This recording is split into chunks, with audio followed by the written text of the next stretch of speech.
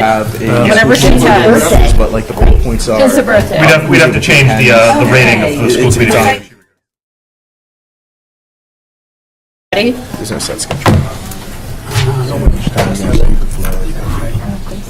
I mean, probably someone has. But I'm calling to order the Woburn School Committee meeting for January 30th, 2025. I pledge allegiance to the flag of the United States of America and to the republic for which it stands, one nation, under God, indivisible, with liberty and justice for all. Well, good evening, everyone. Could the superintendent please call the roll? Mr. Austin. Present. Ms. Chisholm. Yeah. Ms. Cormier. Mr. Lipset. Present. Mr. Morenin. Present. Ms. Wetzel. Present. Ms. Crowley. Present. Okay, so first on the agenda, for our consent agenda, I have the approval of 1:14:25 minutes. Any action on that? Motion to approve, Madam Chair? Any discussion on that? On the, I just have to change subcommittee meetings for the finance, just have to change the date of the budget for the bus contract to be coming in. It's going to be on 2/6/25, not 2/26/25. Okay, thank you, Ms. Chisholm. Any further discussion on the minutes of 1:14:25? All in favor? Aye. That motion passes 7-0. Approval of the overnight field trip or contest of the Model United Nations Club dated February 7th to 9th, and the materials are in your packet. I'll also state that we have approved this before. Any action on this? Motion to approve field trip as presented, Madam Chair? Second? Is there any discussion on this motion? Yes, Ms. Chisholm. I just want to, for the record, I just want to make sure that from now on, if we do not receive any recommendation for field trip 30 days prior, that we do not approve them. I Okay, just think that we're getting this, and it's next week. I'm sure it wasn't planned over the weekend, so I just would like to make sure that we get them plenty of time. thank you, Vice Chair Chisholm. Any further comments on the motion? Okay, I'll call it. All in favor? Aye. Aye, the ayes have it. This field trip has been approved. Moving on. Is there anybody in the audience that would like to address the school committee? Seeing none. Okay, moving on to city council liaison to the school committee. I'm not seeing Mr. Viola. Thank you, Ms. Mulren. It appears they have a meeting. See where his priorities are. Student representative to the school committee. Hi. This next month's a lot more quiet than January was. Or May I interrupt you for a second? Could you just Absolutely. introduce yourself? Oh, if I'm so that's sorry. okay? You don't have to apologize. Just want to my make name sure is- your name is on the record. My name is Kaylor Moffett, class of 2025. I'm the student representative for WMHS. Thank you. Okay. This month we have a lot less than we did January. The only big items coming up are wrestling next week has a league title match. They've been doing very well this season. Same with the boys and girls varsity hockey. They're both so far bound for the playoffs. They've been doing very well, and the boys are looking to repeat, making to the final, or not finals, semifinals last year. Basketball, the girls team is doing very well. The boys team still mixed bag, but they're doing better. And the biggest one of all is the Black Student Union is hosting a Black History Month dance coming up, I believe, either next week or the week after. Great. Any questions for our student representative? Not seeing any. You are welcome to stay for the duration of the school committee meeting and participate in the deliberations if you so wish. If you have homework to do or other priorities, may also be dismissed. All right. But I really appreciate you being here tonight and giving us a report. I'd love to stay if I'm welcome. You are absolutely welcome. Okay, now we have a student voice here, so everyone, please, everyone act on their best behavior. Okay, moving on to reports and presentations of superintendent and staff. Dr. Crowley? Sure. At this time, I'd like to introduce Miss Amy Maines, who has been a variety of different titles. This year, she's our STEM elementary coordinator, and to review the Reveal Math curriculum. And so at this time, Miss Maines, Thank you so welcome. much. Thank you so much for having me tonight. I'm really excited to talk to you about the work that we have been doing around getting a new elementary math program.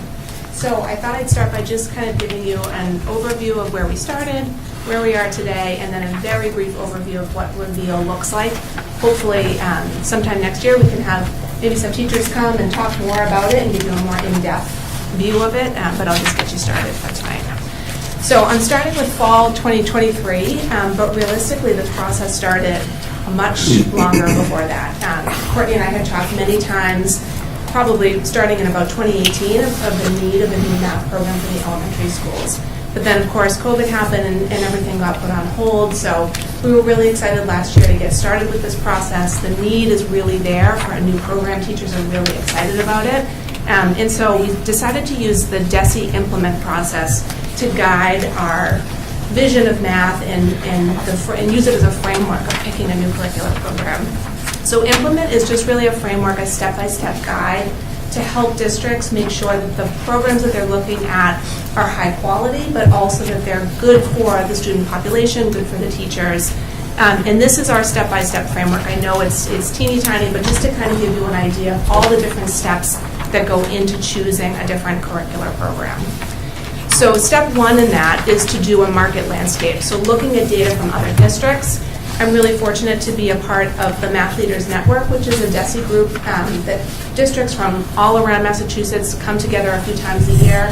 I was able to talk to other districts, see what they're using, ask about the pros and cons, and then connect with various districts just to have some follow-up questions to find out what was working.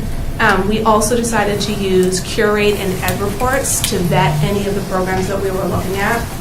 Ed Reports is a national standard of a rating system, basically, for programs. And so we wanted to make sure that all of the programs that we were considering were meeting expectations on Ed Reports. And then Curate is Massachusetts' version of Ed Reports. It's a newer system. It doesn't have every single curricular program on it yet. If it's not on there, it's not that it's not good. It just usually hasn't been rated yet. But we use the Curate program as well, just to make sure that we were picking materials to look at that were meeting high-quality standards. From there, we decided to take a look at our own district and do some discussions around what our curricular priorities were. So we had a lot of meetings, a lot of conversations around it, and then we wanted to look at data. Now, I have to warn you, the next slide is a little painful, but we did look at our MCAS data for 3rd, 4th, and 5th grade, because it really is the only data point we have in math so far that's consistent across all the schools. And so in looking in that data, there's room for growth. There's a lot of room for growth. And so just taking a look at this is from the MCAS scores from 2023, and again, it's an average of 3rd, 4th, and 5th grade. We have started to come up even more since then, but there's still a lot of room for growth. Just to keep in mind, the base level of this is that all of our students meeting or exceeding expectations is only 39%. So this is really good data for us to use. When we are looking at programs and we're looking at the needs of our students and the needs of our teachers, looking at these subgroups especially, we want to make sure that we're looking at programs that are going to meet the needs of not just the students, but the teachers in the room that are facilitating these programs. So disheartening, I know, but we're only going up from here. There's a lot of room. Time for a new program. Time for a new program, yeah. Well, the other part of this was looking at our own district was we were able to do math walkthroughs in all of the elementary schools. So I was able to partner up with principals, and then we had our math consultant, Becky Lord, who's been working with us last year and this year, also come through those walkthroughs. We went and saw math instruction K through 5 in all the schools, and overwhelmingly, I mean, our conversations at the end of every school were the same. The teachers are working so hard. They're putting so much time and effort into their math instruction.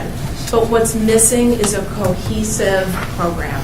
You know, what one classroom might be doing really well is the language that they're using, the vocabulary that they're using could be completely different from another classroom. And so because our curricular materials are very outdated, we've had them since 2013, that unifying curriculum is just glaringly obvious there, that we really need something to make sure from school to school it's the same, but then also moving up to the middle schools, that math instruction is cohesive together. So then in spring of last year, we got our STEM lead teachers together. We're really fortunate to have 2 STEM lead teachers at every elementary school. It's a stipended position, and teachers self-identify as wanting to be leaders in science and math. We also have a humanities position as well. So we got them together, along with representatives from the special ed department and the ML department, to meet and hear presentations from 6 different companies. So these were the 6 that we ended up listening to. We started with about 20, and just through the process, that implement process, we narrowed them down. It was a really long 2 days of making sure we were, really hearing presentations, but then also having good conversations. And I really have to give credit to the teachers in that room, the time that everybody took to really think carefully and critically, to be asking questions of the reps that were there, and then to have those discussions at the end of the day about pros and cons of each program. To do a rubric, we used the Curate rubric again. So I had mentioned Curate that they vet programs, the Massachusetts version of Ed Reports. We used their same rubric to make sure, even though these are classed as high-quality instructional materials from DESE, but we wanted to do it ourselves and make sure, thinking about all of our subgroups and populations of students, also thinking about the teachers that we have, the time that we have in the schedule, to make sure that we were really picking a program that met all of those needs. So at the end of those 2 days, this was the result of all of our votes. And as you can see, Reveal, overwhelmingly was number 1, but Envisions Math was a close second. And you'll notice up at the top, if Envisions was picked number 1, Reveal was their second choice. So at the end of the 2 days, we decided that we would use Reveal as a skeletal frame for our pilot. We would go in starting with Reveal. But since this was such a big decision, and I think everyone in the room felt the weight of that decision, we decided that we would also try out a little piece of Envisions just to make sure we were on the right track and we weren't just making a rash decision. So this fall, first or second day of school, we had training from Reveal. Our pilot began. We were able to bring a few more teachers on board for the pilot. I have to say Reveal has been really excellent to work with. They've been very accommodating. We wanted to add a few more voices because we wanted to make sure that all grades were equally represented, and especially making sure that all voices from all the schools were being heard as well. And then we also brought on the content specialists. So having a content specialist at every building is key. They're really a building resource that the piloting teachers can go to be a thought partner, to ask questions to relay any information to me as well. So they've been really instrumental in this process. And the pilot went really well. I mean, I think people have been working hard. Everything's been going well so far. We met several times over the fall and winter, and different grade levels were able to try out an Envisions lesson or shorter unit, and then at the end of that time, we took a vote together. So right before winter break, we had our final vote, which was to implement Reveal during the 25-26 school year. And so the results of that vote are here. The blue is the Reveal, green Envisions. And you can see there was a little split in second grade. To be very transparent, there was a little bit of a split in first grade too. They ended up voting for Reveal, but there was a lot of discussion about the pros and cons of both. And again, it's good data for us to know as we're providing support next year to make sure that we're checking in with first and second grade teachers, making sure that this is rolling out and they're getting the support that they need. So next steps. I have 6 next steps. I could write 6 pages of next steps. We have a lot of work to do. So this year we're going to continue grade level planning. We have several meetings set up with our piloting staff and content specialists, making sure that they have time to plan, to just be able to communicate together, because they're in all different buildings too, so to make sure that they're having that planning time. We're going to also begin the comprehensive math plan. So just like Courtney's done all that work with the comprehensive literacy plan, we'll be doing the same with math. We have Reveal ready to go for training all educators K through 5 in April, which is huge, because many times we get new materials as teachers like right before the school year starts, which is great. You're starting the school year, but I'm so thrilled that we have this really early so people have the time to look at it. I mean, they could even try out lessons this year if they choose to. They have the summer to think about it and start planning, and so I'm thrilled. Materials and online access are coming soon, within the next week or two, and then we have a lot of summer work planned I was just meeting with our ML coach, Tori Coughlin, who has had wonderful ideas about what supports we can get ready for teachers this summer. She was thinking of working with some of those piloting teachers to make sure that we have things ready, printed, just all set for teachers. So first day of school, they have some resources to use to support our ML students, which I'm really excited about. And then we have PD to think about all next year. So our half days and the focus on making sure that we have those supports put in place for everyone. So that's where we are today. Again, I just wanted to give you a quick overview of Reveal and what it looks like. I'm really excited about this program. Especially I've been in a lot of classrooms seeing this being taught. I think we're really moving in the right direction. So this is a basic overview of what a Reveal lesson looks like. Every lesson begins with a launch. And I think a lot of times, especially I know myself when I think about when I was in math class and a launch or a warm-up is just quick facts and repetition and practice. But a launch and reveal is very different. They're called Be Curious. And so this is an example of a first grade classroom I was in the other day. So the kids came in from lunch, she had them all sit down on the rug, she put this up on the board, and then she asked the question, which one doesn't belong? And it's such a simple question with simple shapes up on the board, but it really allowed every child to participate. And as you can imagine in a first grade classroom, their hands went straight up. They were eager to share an answer. And with a question like this, there's really no right or wrong. So, one child volunteered, there's one of the shapes is blue. That's the one that doesn't belong. Another child said, one's winking. The rest, are not winking. That one doesn't belong. And I know you're going to think that I'm lying, but hand on heart, one child said, well, one of the shapes doesn't have any vertices. And I looked at the teacher, I was like, what? But that's the vocab. That's the vocab that they're working on in first grade, is the difference between sides and vertices. And so I was thinking, it's just this one kid, maybe he just knows what that means, but no, they all knew the word vertices. And so it's just been fantastic to see already the level of math being, at a really high standard. I would have failed those. They're all shapes. I'm a bit stumped. I'll be completely honest. I'll wait for the answer in the end. Shapes? What you talking about? Well, I'm going to give you a harder one. So then I was in a third grade class, and I wanted to include this just to show you it's not all quite as simple as that. So this was the third grade example, and so the teacher talked about how, in a pool, just for kids who maybe didn't know, in a pool when there's a race, there's lanes. She talked about what that meant. And then the question up here, it says, Kyla needs to add the same number of flags to each swimming pool lane for an upcoming meet. And what the kids were asked is, what questions could you ask?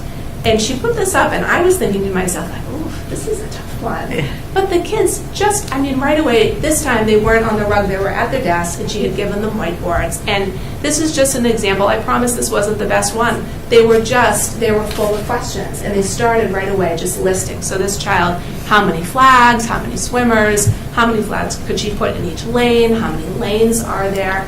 In case you were wondering, this is going into a lesson on arrays and multiplication. So it's really just getting them ready, and also a way for everyone to participate. There's really not a wrong answer that you could write for this. Then she had them turn and talk with a friend, and then they started sharing out. So that's the beginning of every lesson starts like that. Less than 10 minutes. I think every teacher who's doing it could agree they could spend the whole class period on it. But it's a great way to start the lesson. Then they move into the explore and develop, which is really kind of the meat of the lesson. It's the teaching of the standard that's being taught that day. But what's nice about Reveal is they give the teachers two options to teach it.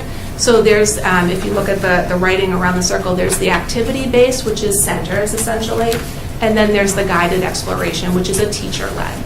And I think this is just so nice in a math program because it allows the teacher to have that agency, and that choice of what works best for the teacher, but also what's going to work best for the group of students that they have in front of them.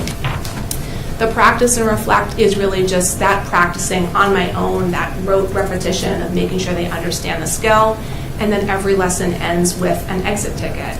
The exit ticket is really just a quick check-in for the teacher to inform their instruction for the next day to make sure the kids are understanding it.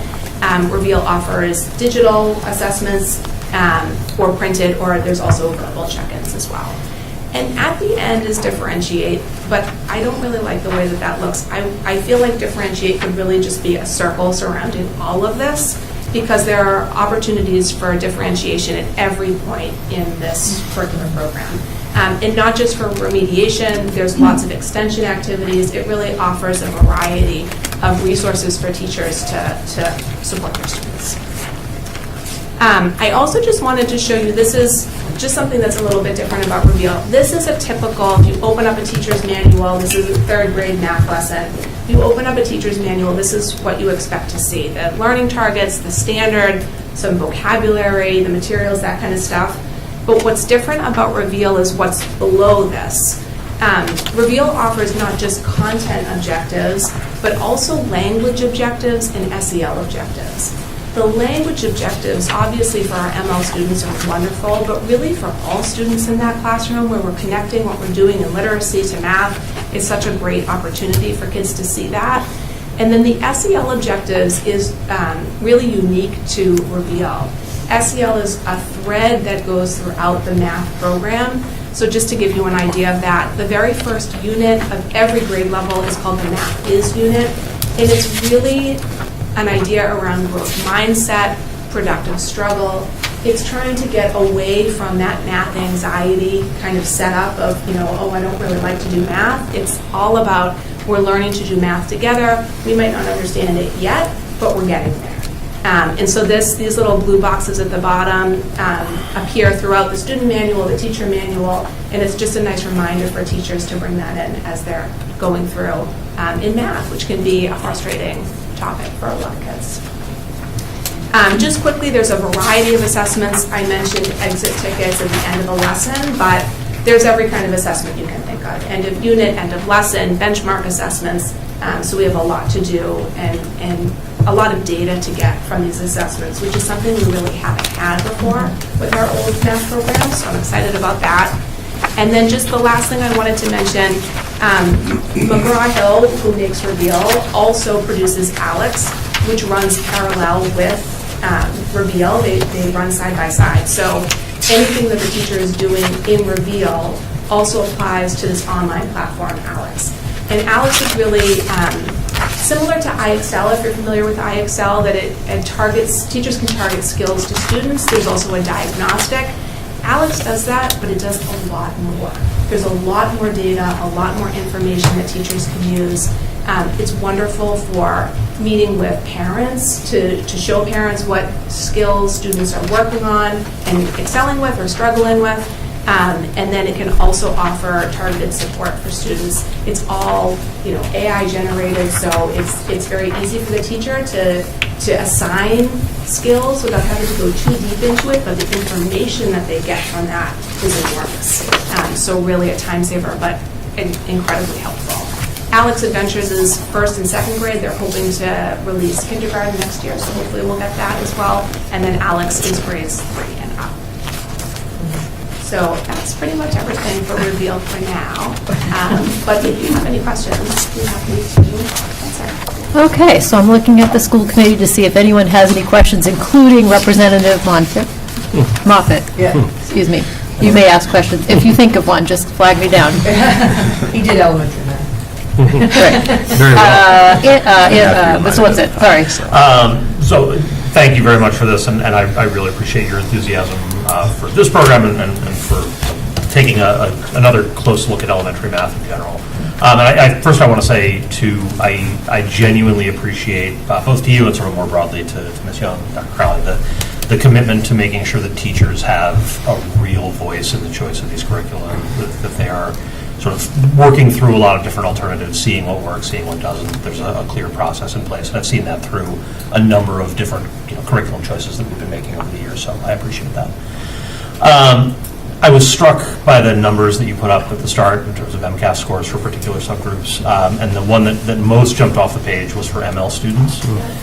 And I'm wondering, and I don't mean to put you on the spot just on this, I'm wondering, were there particular supports that Reveal had for ML students that you felt were particularly strong? Are there ways to work with Reveal for ML students? Absolutely, yeah. I think starting with just those language objectives for every lesson gives a framework for how teachers can offer their support in that lesson as well.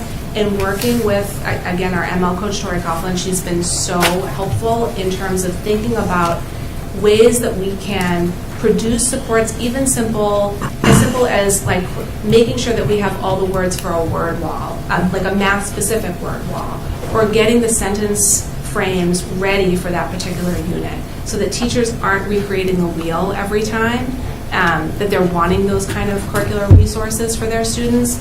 I also think Reveal Again, and I know you feel the same, Courtney, has been really helpful in any kind of questions that we've had or any more information. So I feel like we will have a lot more questions as we go through and start working with certain groups of students, and I think they're very open to sending in supports for us or answering those questions in any way that they can.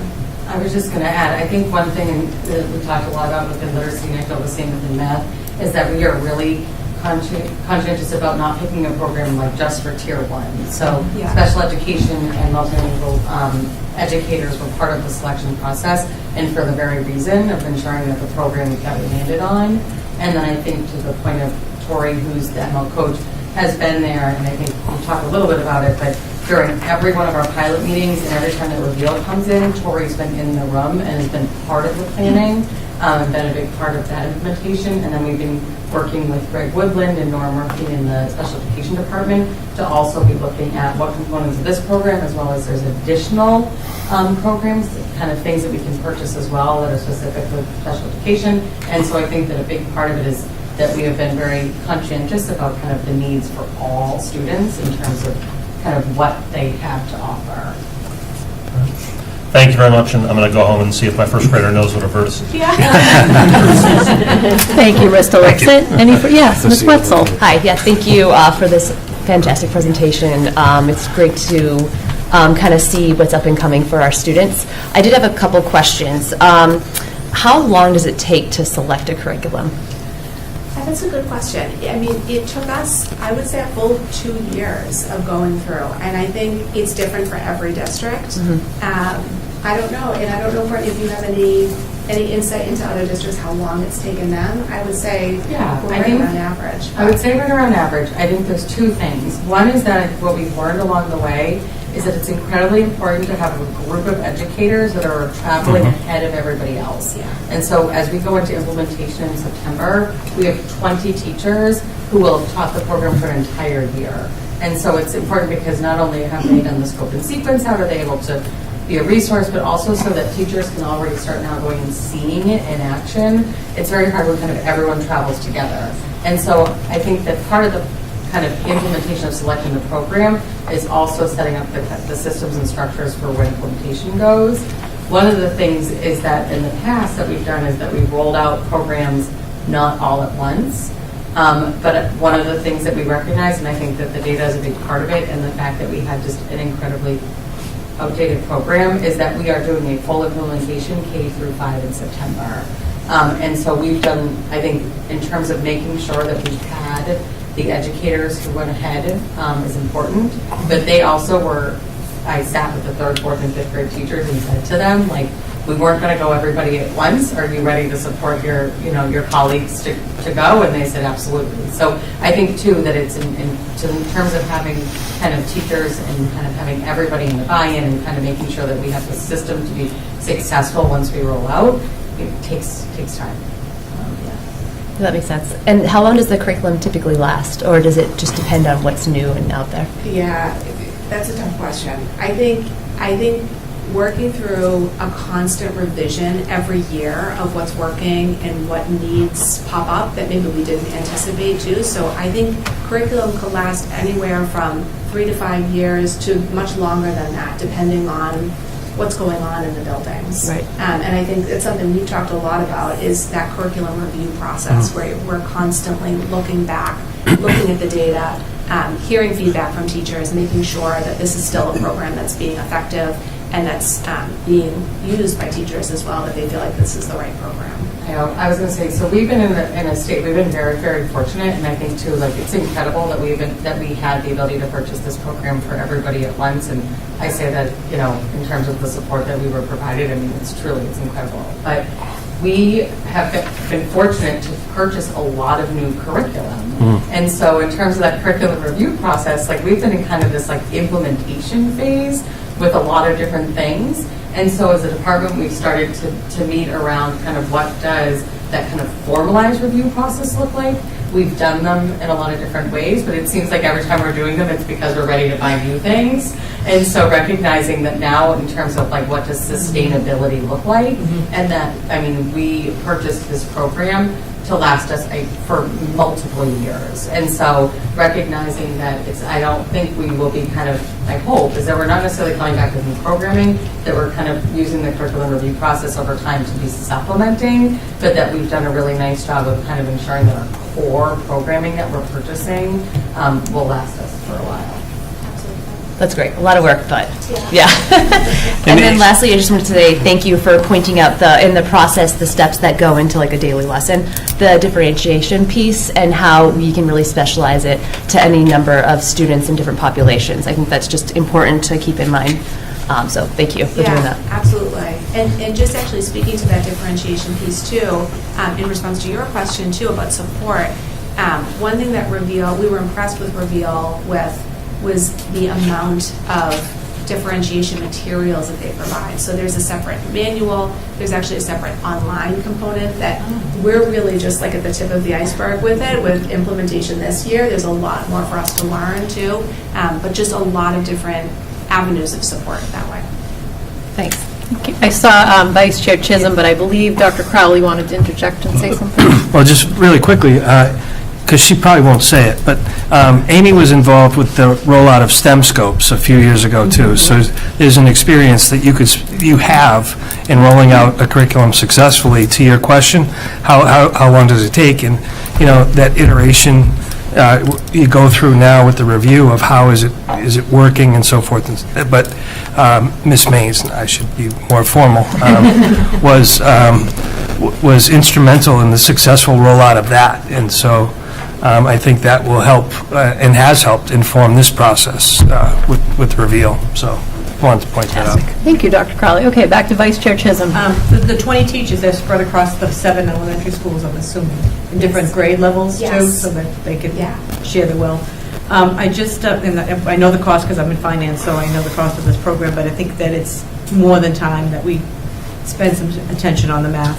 And at what grade level do we do percentages? Because it drives me nuts. When I'm at Kohl's and they have a 20% off, and kids are there not knowing how to find 20% off of something.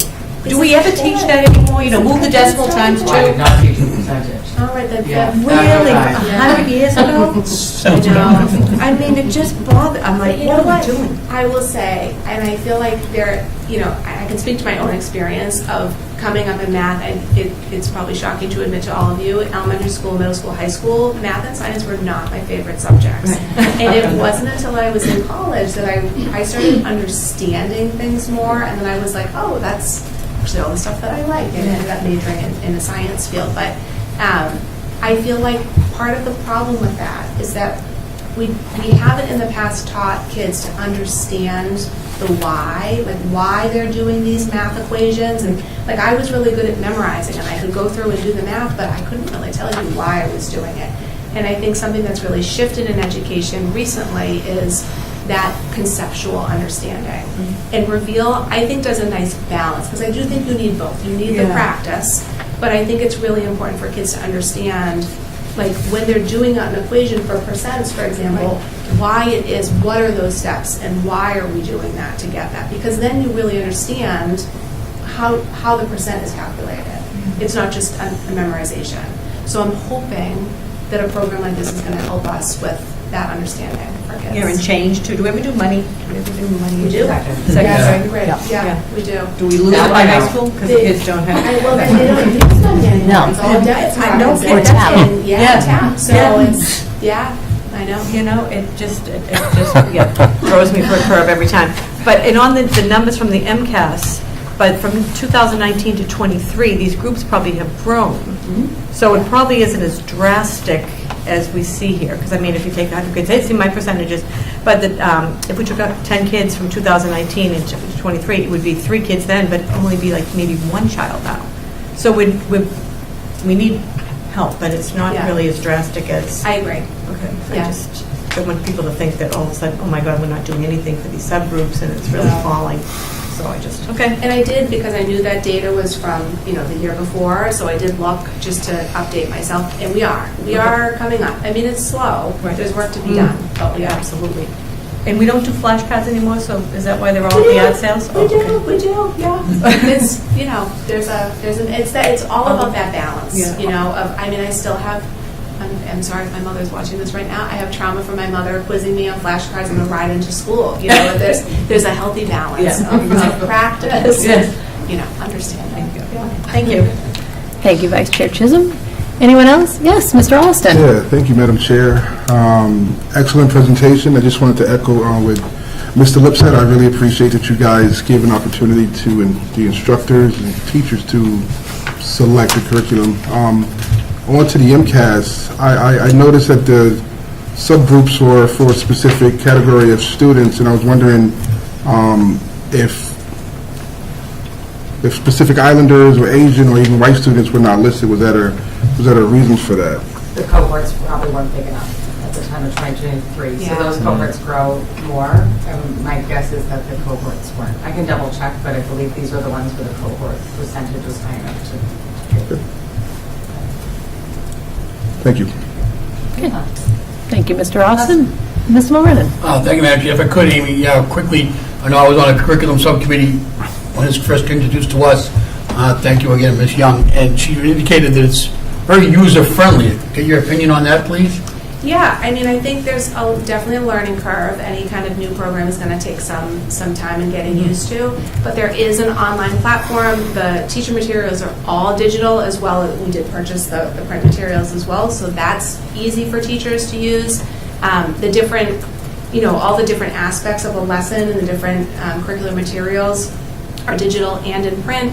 I think teachers, again, there was a little learning curve in the beginning, just in terms of, the flow and the sequence and feeling comfortable with it. But I think as teachers have used it, they've become more and more comfortable with it. So I think, usability also is in those curate and ed reports. It's actually one of the ratings. So not just from us, but, across the board, I think it does have a usability factor to it. And second question for you, Ms. Young, just how do the parents know that we're introducing this? It's going to be, getting out to the kids and the students. At what point does that come in, and where can they look it up or find out? So the reveal, all of the 20 classrooms that were the pilot teachers this year were all families in those classrooms received notification, in part because they were not following the same report card. And so that looked a little bit different. And then we just announced it to the staff, and then similar to when we rolled out the comprehensive literacy plan, I anticipate us doing a similar rollout for the comprehensive math plan, but also any feedback in terms of things that kind of work well with it or things that we could do to kind of improve that, certainly open to, but we'll continue to look at doing some of the coffees again, certainly bring it through during certain subcommittees, but we'll spend a lot of time next year especially. Okay, great. Thank you very much. Appreciate it. Thank you, Ms. Mulrennan. Any further questions? Seeing none. Thank you so much for coming. Thank you. Thank you. Okay, moving on. Speaking of math, in percentages. Yeah. There you go. So, next on the agenda is Mr. Dizio, Director of Finance here in the Woburn Public Schools, to do a FY26 timeline. And so, Alex, if you click the tab, It's funny because it says Alex Math. there you go. Yeah. And so, Mr. Dizio will go through our projected timeline, but one of the things that, just to remind the committee, is that one of the things we try to do is align our budget asks to the committee and to the city council to our strategic plan. And so we never want to lose focus on what our plan entails. And so in the process, one of the questions we do ask principals and directors is, how does this align with our plan? And so just to kind of situate the financial component, and so I'll turn it over to Mr. Dizio to kind of walk through the timeline. Thank you, Dr. Crowley. So if you can believe it, it's time to talk about FY '26. I think back to a year ago when I was in the seat for, I think, long enough to know where the bathroom was, where the printer was, and, still working out the kinks. But in all seriousness, I've actually been in the planning phase of FY '26, I want to say since October, early November, late October, where I did tours of all 10 of our schools here. During those tours, I visited with principals, sort of talked about FY '25 and how some of those funds were being used to help benefit the education of all students. I also was able to sort of tour the buildings, and I can say from last year to as we enter this budget cycle, it's one thing to see on paper that, a school's failed is in need of repair, than to go there and see that a school's failed is in need of repair. And similar with personnel requests, your interventionists, being able to get into classrooms this year and see students interacting and sort of those dollars at use, money well spent in FY '25 for sure, and it was great to see. But that brings us into December of this year. We took it another level. Administration met with building principals and sort of had some of those same conversations in terms of, tell us what you're doing with your FY '25 funds. Again, tell us how that money has benefited children. And we began planning for FY '26. Around that same time, I also distributed budget packets to principals and directors. So those budget packets ask for such information as, confirming your rosters, capital requests, personnel requests, any line item asks. And then we get into the budget construction phase. So at the beginning of January, these budget packets were returned to me. Since that time, I've been constructing the budget. Still very much in process of doing that. About a week later, we met with building principals and directors again to sort of as a group discuss, these are everyone's asked, this is sort of what the budget may look like, come May, June, when we're actually finalizing everything. And then that brings me till tonight where we're doing the budget timeline and vision. A few things to note. For transportation, we're out to bid currently. That bid is due back February 6th. So we will have a pretty good firm number for our initial budget presentation. I know that took some work in the timeline so that we're not waiting till May to try to get a real number. So we will have a real number for you during the initial budget presentation, which will be great. For reference, the athletic buses went up 13% from the prior contract, so that could be in the range of what we're looking at. Another thing to point out is that electricity, based on a price increase this past November, is going up about over 4.5%. When you get into delivery and demand charges, we're probably looking at about a 5% increase overall in electricity. Certainly there'll be other items as we continue to construct the budget, but those were sort of two things that stick out to me and are on my mind. So that being said, some sort of important dates to keep in mind, and again, of course, these dates are fluid, and we'll be adding subcommittee meetings at some point too in between these, but for now, these dates that we have planned is February 26th will be the initial budget presentation to the school committee. Following that, March 5th will be a second presentation where we'll sort of take what we gleaned from the initial presentation, take some of the asks, some of the questions, do some more research, come back on March 5th, and sort of refine that number. And then, admittedly, we have an aggressive timeline this year, which I think we can meet. And then on March 26th of this year, we plan on having a public hearing for the FY '26 budget. Questions? All right, great. Does anyone have any questions for Finance Director Dizio? I will go with Vice Chair Chisholm first. This is pretty aggressive. From February 26th, when we see it, to March 26th for public hearing. That's only going to give us a month to have Finance Subcommittee meet, full committee have meetings. I mean, I don't know. So the thing, can you go back to the timeline, Alex, please? So So between now and February 26th, Yeah. I would anticipate having some subcommittee meetings in preparation Before this. for the 20, before the... So when do you expect that to go to the subcommittee so that we can plan a meeting? Like, do you have the budget ready to go to us next week? We're close, we probably could get there, yeah. Okay, all right, because this is just really tight. Yeah, so admittedly, and Mr. Dizio used, it's an aggressive timeline, but part of what we learned we're trying to be cognizant of the fiscal realities in the city and get the information to people in as timely a manner as we can.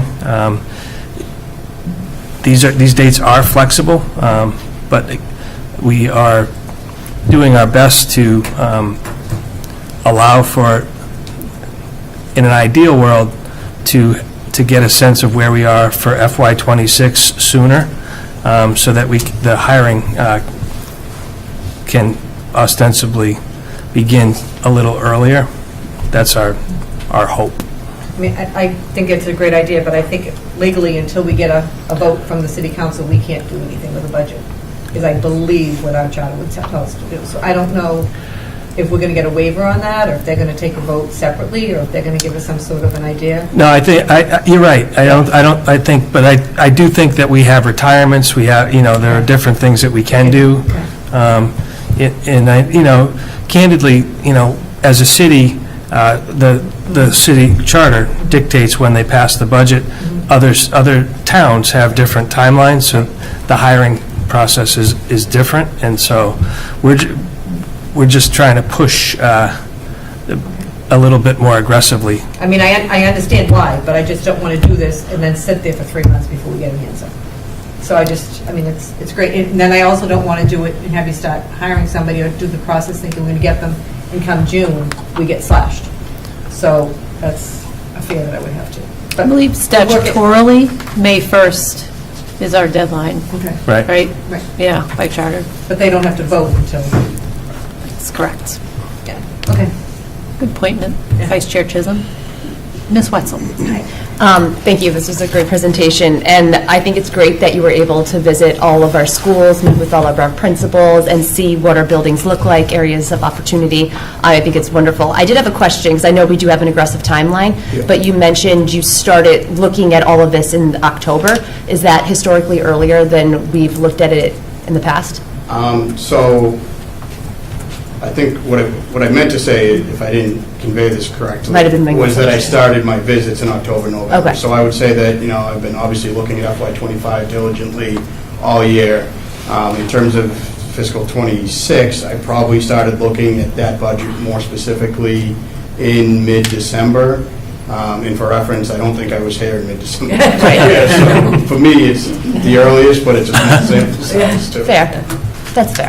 Either way, it's been quite a long time that you've been thinking of what this 2026 will look like. And- Yeah, for Yep. sure. I mean, I want to, have a budget ready and out there as soon as possible to help like hiring and all that.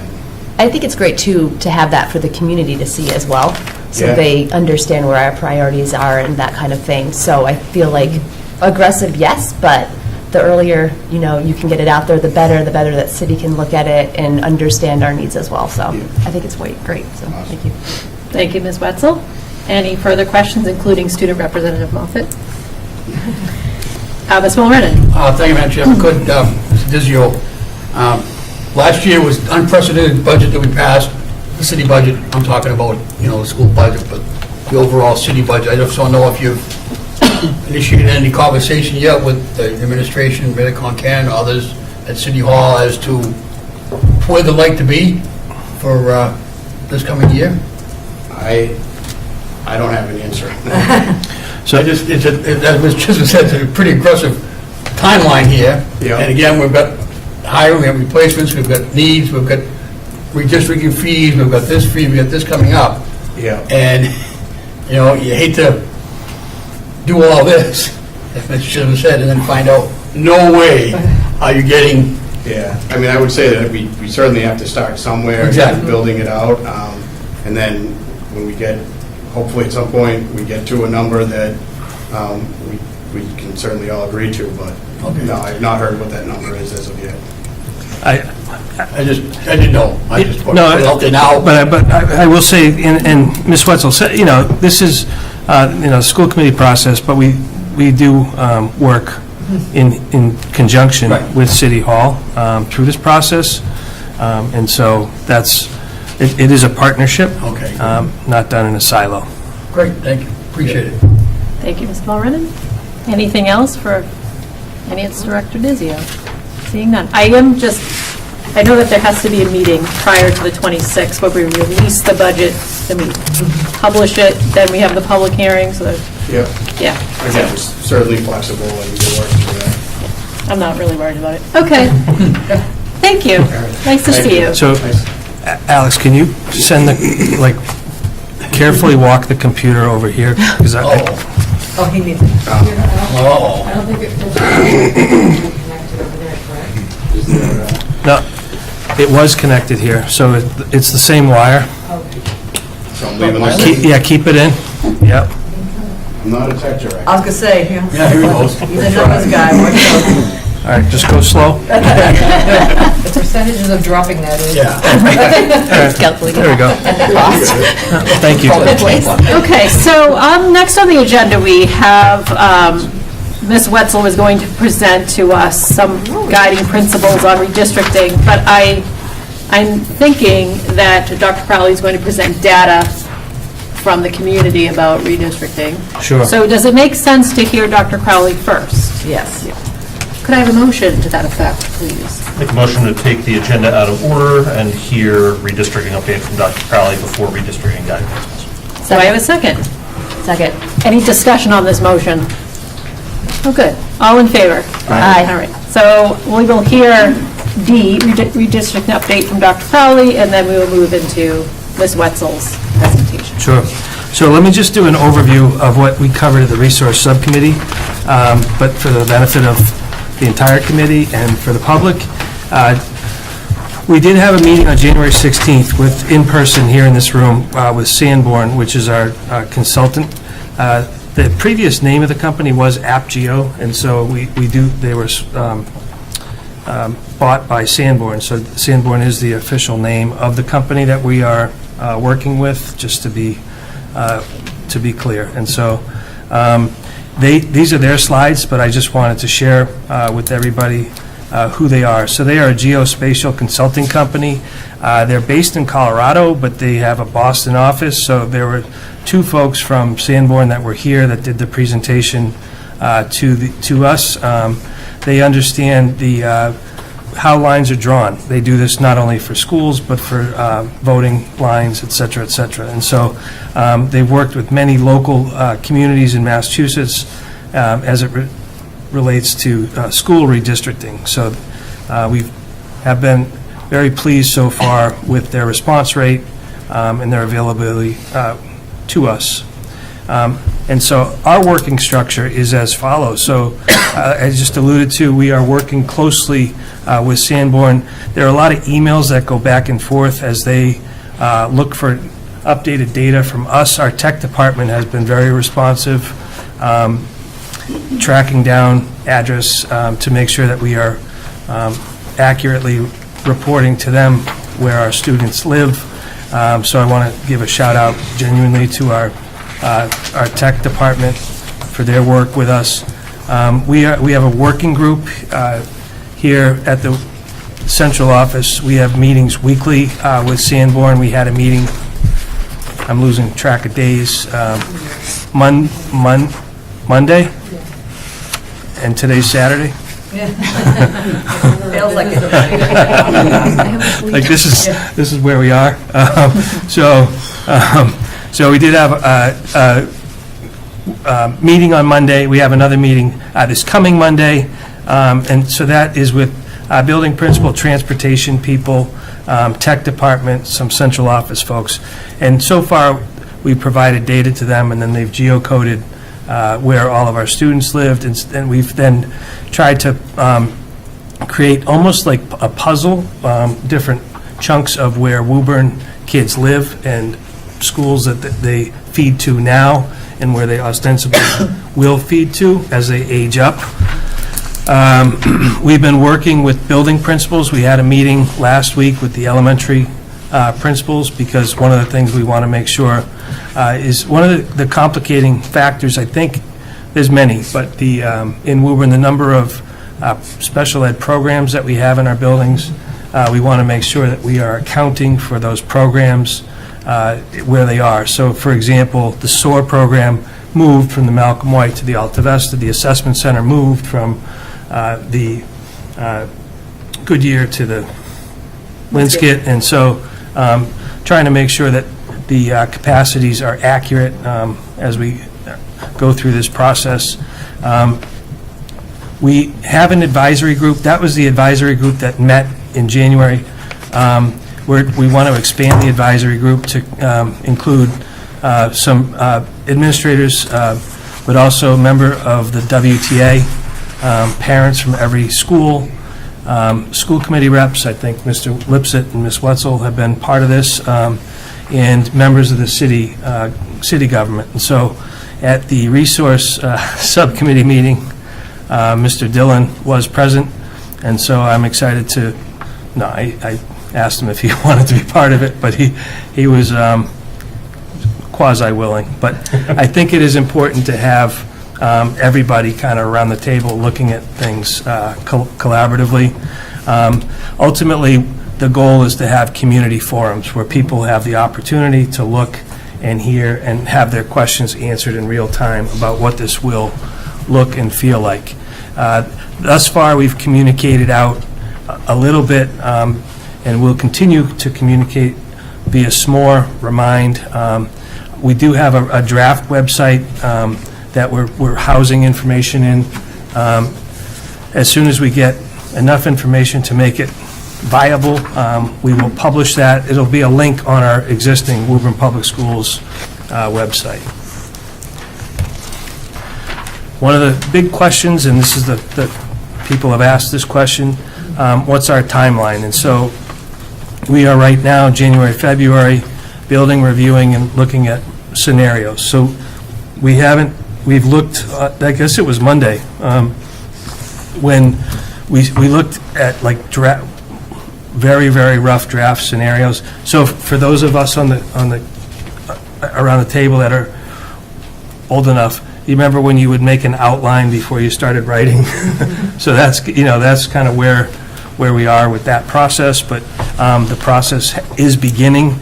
I was asked, and respectfully, to make sure with the consultant, is the May deadline realistic? And I was assured by them that yes, the answer is they felt comfortable meeting that deadline. And again, part of it really is to involve community into this process. Our next advisory meeting is February the 11th, and so we will be having, I'll be pushing something out to invite parent volunteers from each school to become part of that advisory, if not tomorrow, early next week, but that February 11th is the next advisory meeting. This slide, again, is from Sanborn. Just their process and how they do things. They gather the data, which is what we've talked through. They build the components, which are the puzzle pieces, and then they start building scenarios.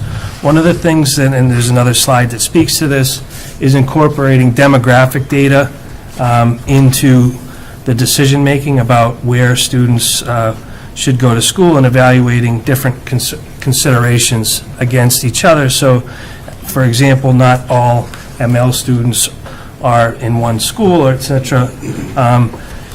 And then ultimately they build visualizations about where students live and where they will go, but are able to talk through why and how they arrived at these decisions. This is, again, the geocoding. There's new words that I've learned over the past year, but the city,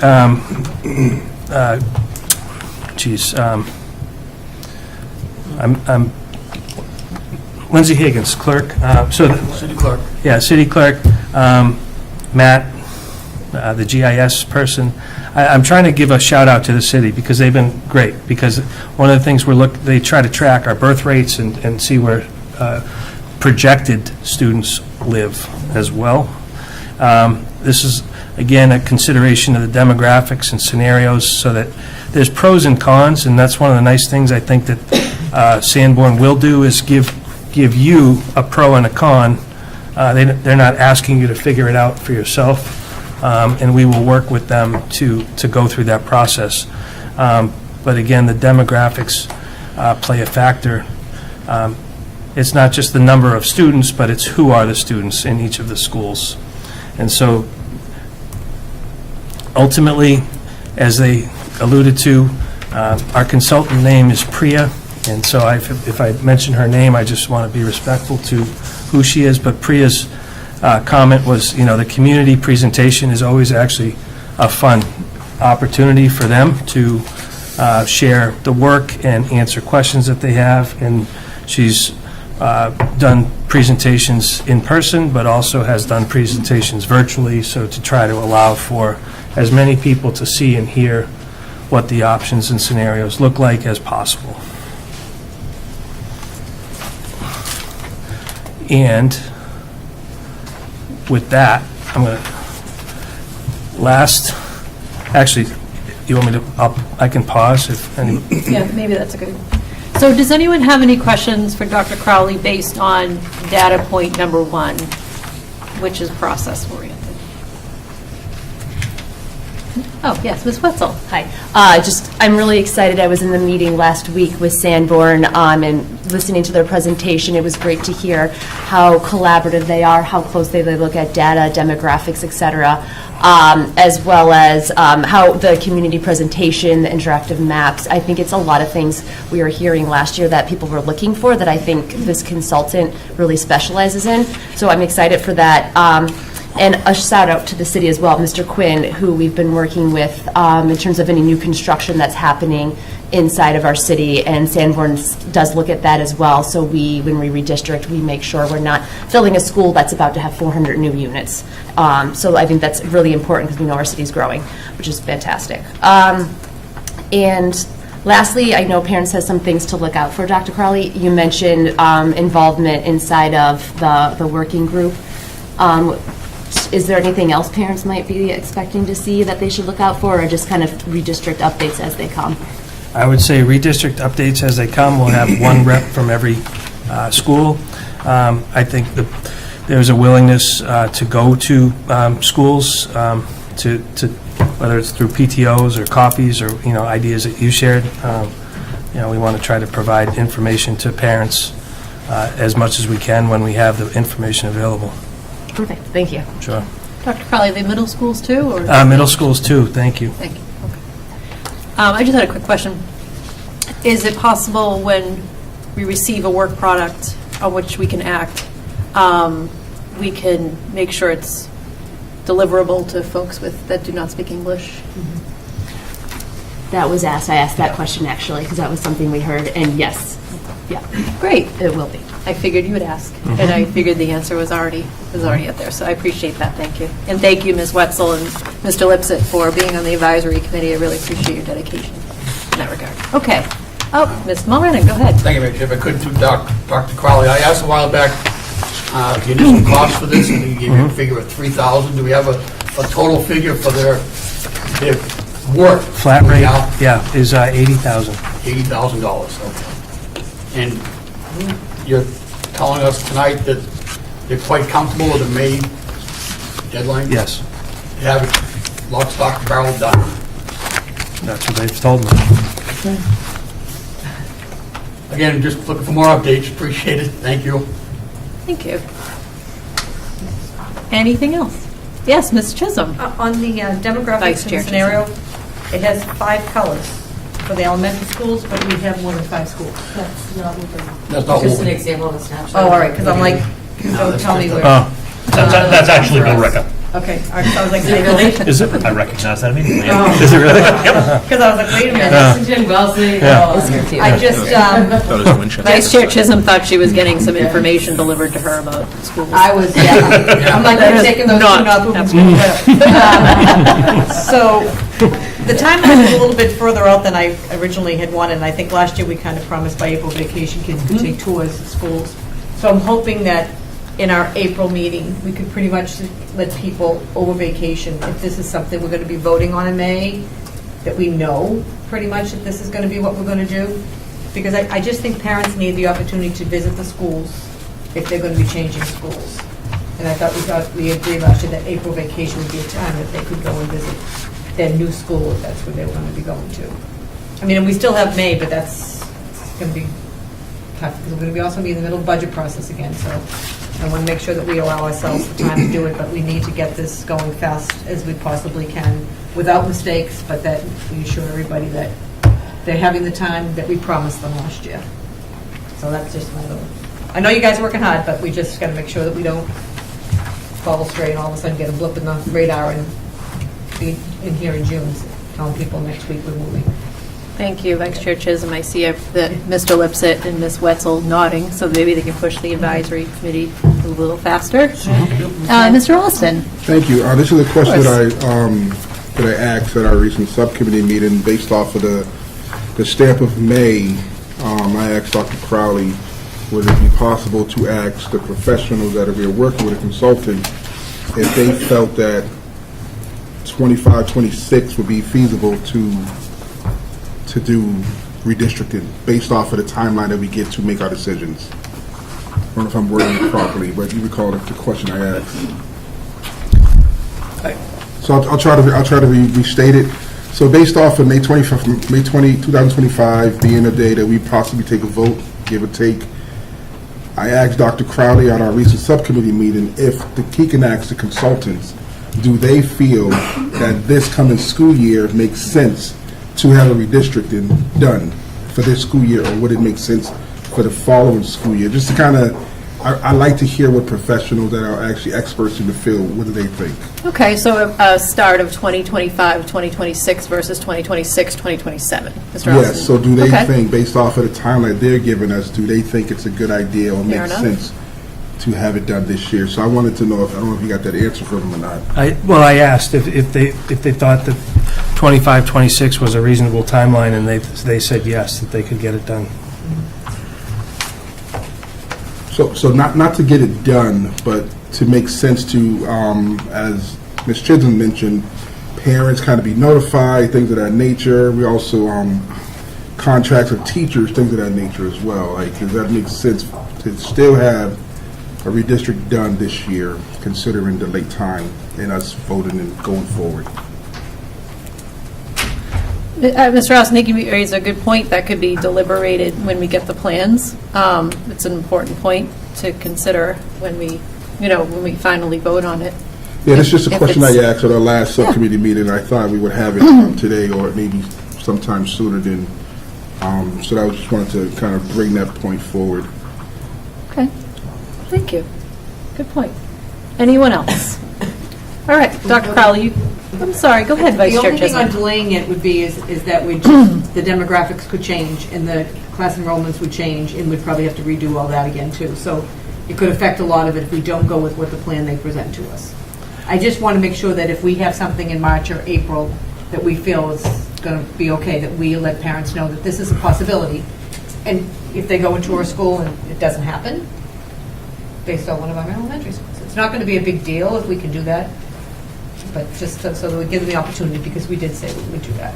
Yeah, and I think what Mr. Austin is suggesting, that maybe a year of a buffer until the big move. Yeah, no, So I don't wanna put words again, in as your I mouth. said before, I feel like we're in the same, as some will say, not the same ball game, maybe a different field, but we're almost in the same time frame of last year that we're making the decision in May, possible May. I can't even say definitely, because obviously things happen and life happens and things may change. So we're back to the time frame of May. Next thing you know, June's here. So that's a short time to have people uproot and not know definitely what the next move is. And so given that short time span, what makes sense? So I just want to bring that out just to kind of maybe even open for conversation, I guess. No, and I think when the committee votes, those are the kinds of pros and cons that each member could deliberate, right? And think about whether it advances student achievement to redistrict or wait, right? Mr. Lipset, did you have anything to add? Yeah, well, through the chair to Mr. Austin, the point on family notification and making sure that families have the opportunity to see schools, this is something that did come up in advisory committee, and that's something that we all agreed we need to make sure is in place, so that when we make this decision, we will have the ability to implement that quickly. So, I'm thinking back to last year through this, and it's worth noting that we are now at the point with this that we were not at until early to mid-April last year. So we are significantly further along, and we also have the benefit of last year and the data that we were able to gather and the experience that we had. We are sort of at already an advantage this year in terms of our timeline. So what that means is essentially that we are better prepared to, when we do make that decision, to be able to implement plans to get families into the buildings and be able to understand the nature of the change. This will also include community showcases where they will see the different options that are available. People will be able to sort of take a look through, know what's potential, know what's likely, well in advance of a school committee decision as well.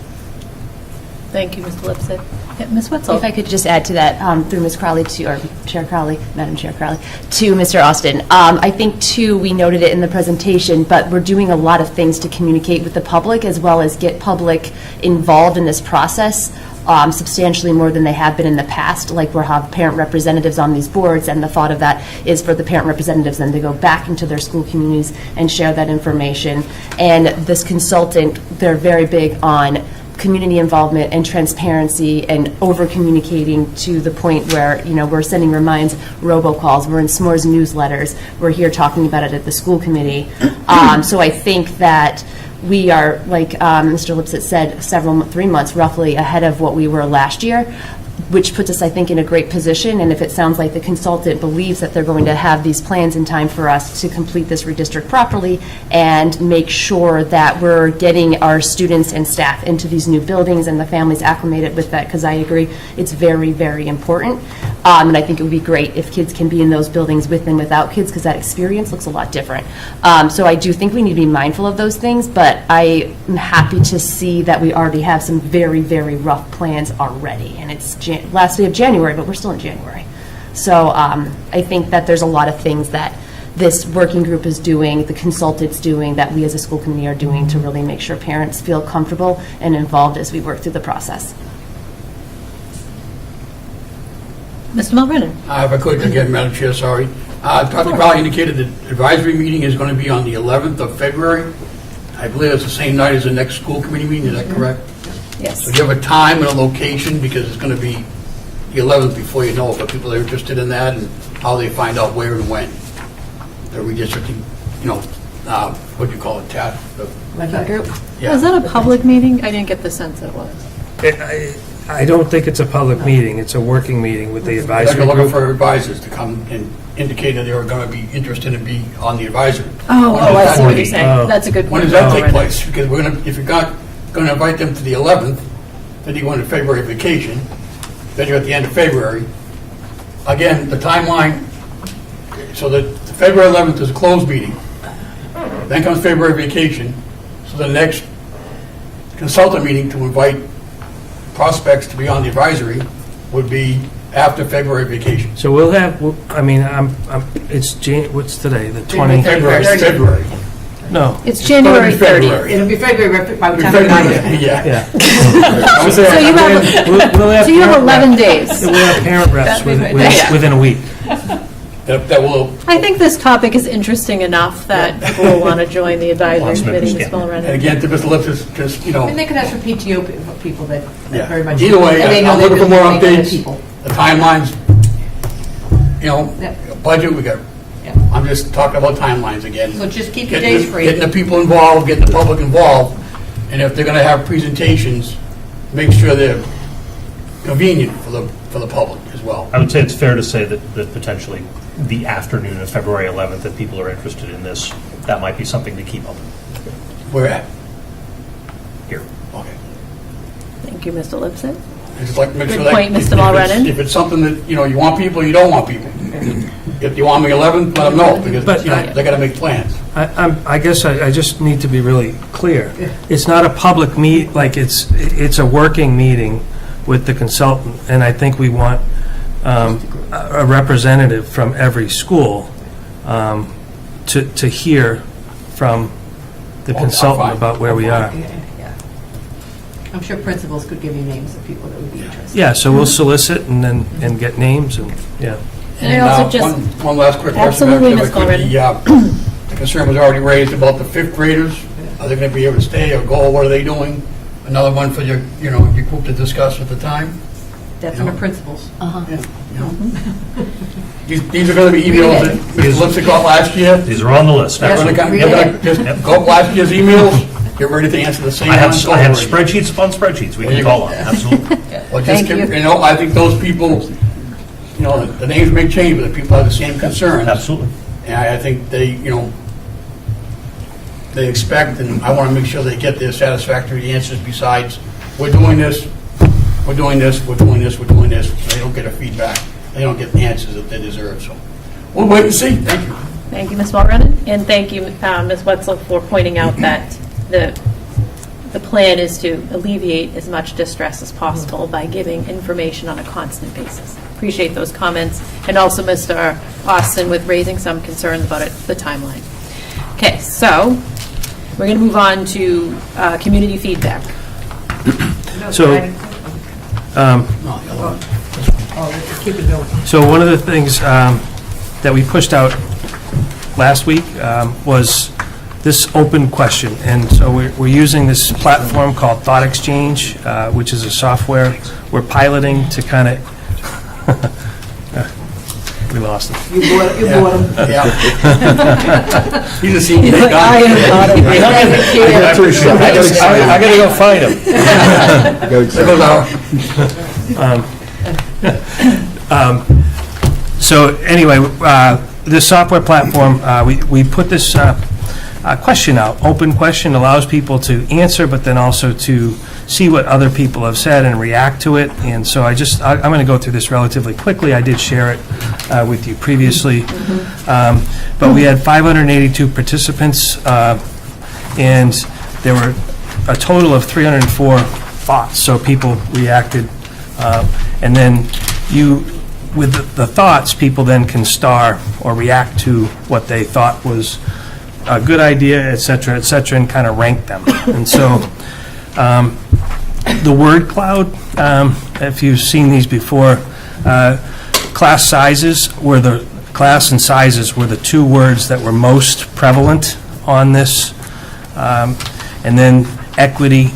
And again, this is just a visualization of the words that appeared the most in this process. It's just a nice way or easy way to kind of see what people were thinking and provided. And some of the key thoughts. So rank number 1, class sizes. That was one of the continual pieces of information. And so and you can see, keep class sizes manageable, equal class size. So people said the same thing in slightly different ways, but that was why when you go to the word cloud, you can see class size as the most prominent on that. Equitable class sizes, smaller class sizes. So clearly people have similar thinking as it relates to it. Detecting a theme, yeah. Yeah, so making sure schools have rooms and spaces for all teachers, special education, ML reading specialists, specialist teachers. So that was something that was reacted to strongly as well. Again, equitable class sizes, classroom spaces for specialists, equity. Equal opportunities for academic success, class size, safe access to the school for all students. One of the things that did come up was transportation, and that is something that is a consideration as we go through this process.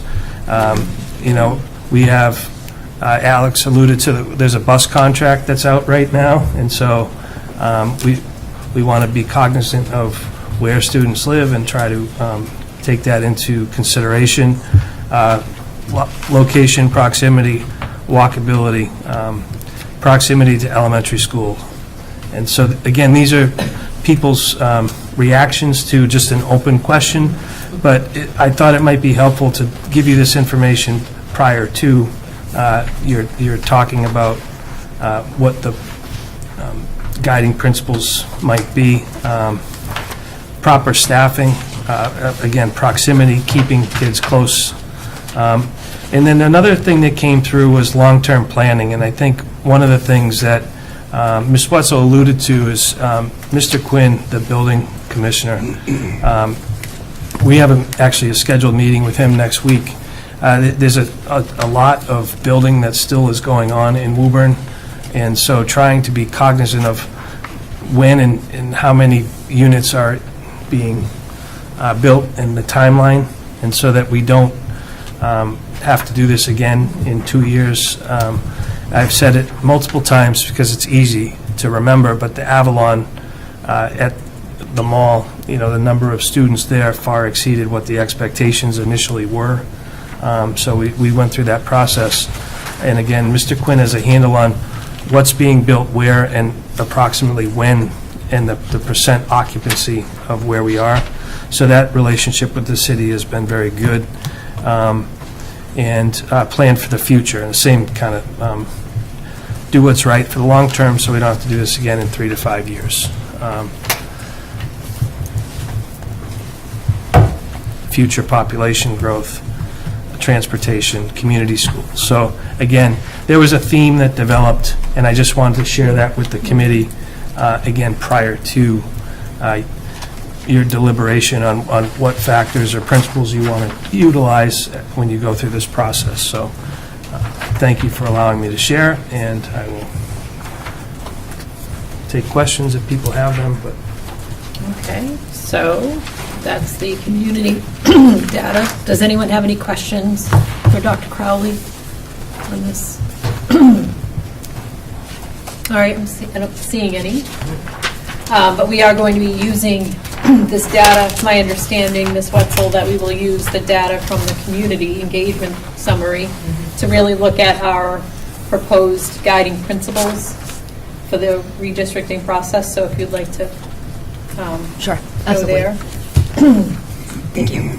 So yes, absolutely. I think this engagement summary that was sent out and responded to by many members of the school community is fantastic, because it's really nice to hear from those inside the building what it is that they think is important as we're looking at guiding principles for this redistrict. And a guiding principle is basically something that we'll look at and we'll keep in mind as the various scenarios from the consultant come forward, and we can say, okay, we know class sizes are important, so what scenario really helps ensure all of our class sizes are roughly the same across the board and are lower than what they are, something like that. So that can be an example of a guiding principle. And I think it's great for the community to see those as well, because then they also understand, okay, this is what's important, this is what the school community is going to be looking for as they're looking at these plans that come out from our consultant. So the proposed guiding principles you see up on the screen, which were also in everybody's handouts, emailed to the committee, and then on the link on the agenda for anyone at home, you can find those. But this is what we came up with last year. So what we did was, former Chair Lipset asked all school committee members to decide what's kind of important to us as we're looking at the redistrict from last year, and then we compiled those in a list, sometimes combining some just for simplicity and making it more cohesive of a guiding principle. But this is what we came up with last year. And these guiding principles were sent to the Resource Capital Planning Subcommittee that met a few weeks back, I believe it was the 21st of January. And we thought these made sense for what we're looking at this coming redistrict. We did not, though, have the information, the engagement summary that was sent to the community when we looked at these. So I do think we should revisit these today and look at the engagement summary, look at what we did last first year and see if we want to make changes, we like what we have, that kind of thing. So on that note, I think it would be appropriate to see if people have comments, questions about the guiding principles from last year or any changes that we might want to make. Excellent presentation, Ms. Wetzel. Thank you very much for facilitating that. Vice Chair Chisholm. Ensuring that no elementary school splits students between middle schools. Is this even possible? It is. So we could send all the kids that go to the Goodyear that used to go to the Clap can now stay and go to the Kennedy? Or one or the other, obviously. Yeah, but most of the kids at the Goodyear now would go to the Kennedy. So the kids that would have been from, they would fit. You have to almost think about it like, it's kind of, like, I always think of it, it's almost like blank slate, right? Because basically you're going to draw new lines, and then you will draw over that and say, okay, so now which schools go where? So Think kids about- could right. be changed, that So normally think now about- would be going to the Kennedy, may go to the Joyce? Well, I think you would have to, I think that if you want that to happen, right, if you want, to your question of is it possible, the answer is yes. If you think about it as, like, once the new lines are drawn, then you would re-establish which schools went where. Okay, so you're changing schools, not split schools. Yes, so it's like you would say, okay, so now based off of the new line. Good luck with that one. I'm not saying that you need to, I'm just saying if to the question of is it a possible thing that you can do? Okay. The answer is yes. If do you want to do it? I don't know. Because, I mean, I have somebody that I would know would be thrilled if their children got to stay with their friends at the Goodyear and go to the Kennedy. But there's also the Malcolm White that have kids that go to the Kennedy that would have gone to the Joyce. I think about, like, that's what, I guess, again, to the point of the guiding principles, I think the reason for, like, making these things is that I think that, not to sound like anything's possible, but I think that it's what matters most, right? It's finding reasons for those things. And I think the answer is always yes. It's just a matter of, in order to get to that, is that what you want to do? Okay, because I feel that the only school that would be feeding to the Joyce without changing people would be the Reeves. Because the Harold Wyman is split, the Malcolm White is split, the Goodyear is split.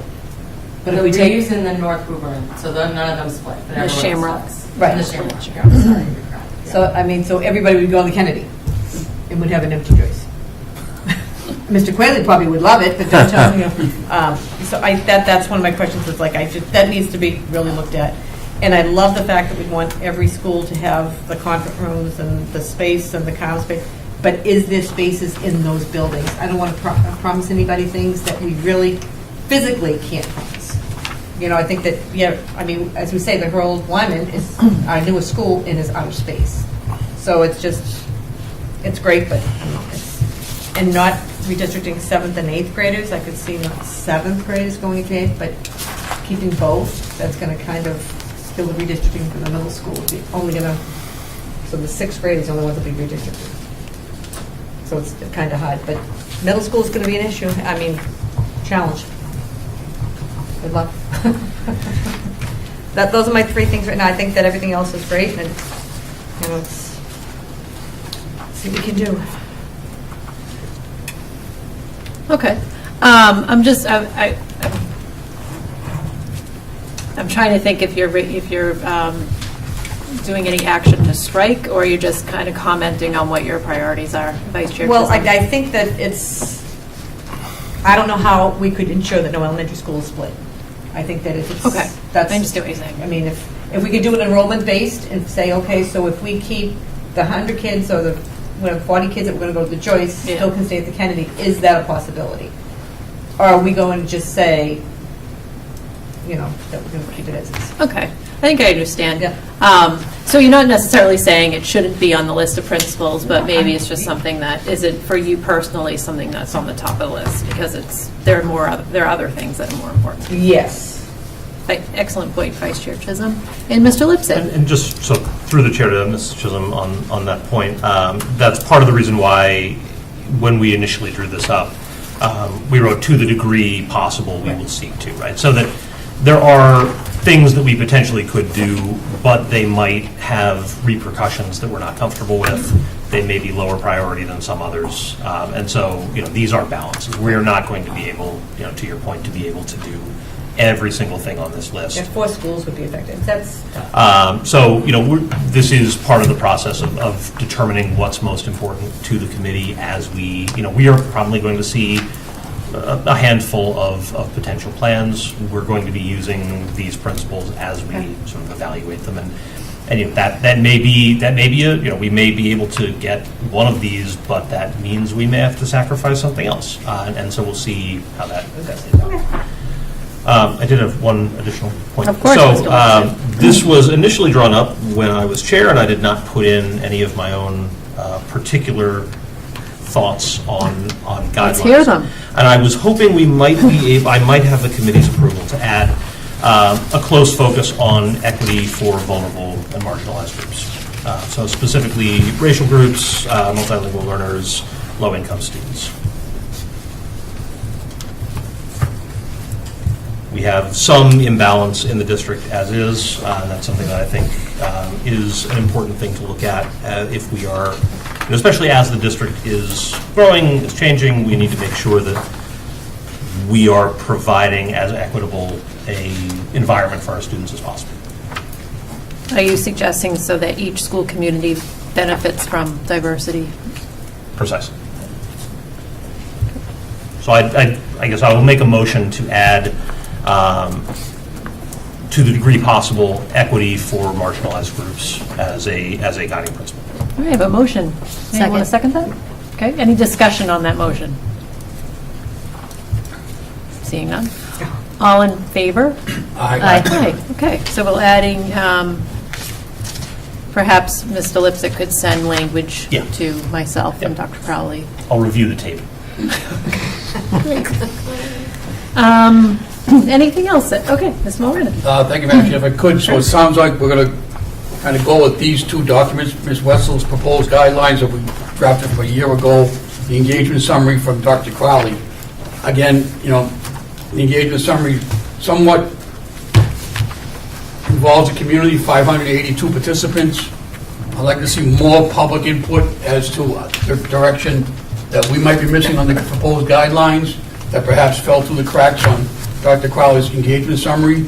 I don't know how you can initiate that, to happen, but just somehow to get more public input as to their guidelines, their principles as well from the overall redistricting plan.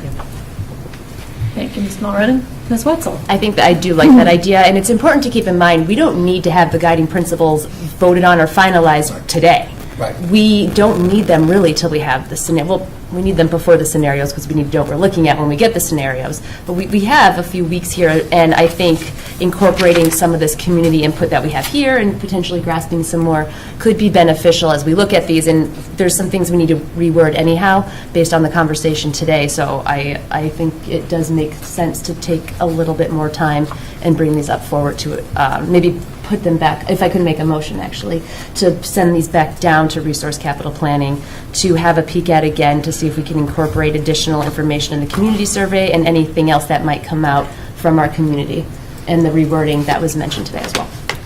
Okay, I have a motion. That was a long, very long motion. Dr. Crowley, did you want to add anything before I? The only thing I want to say is that, we're talking about a tight timeline, and then we're pushing off a decision. Yeah. And so, that's part of the, Or we need the public input, Dr. Crowley, that's my point. But we had it. We asked for. so, what you can do, as an idea, would be to identify principles.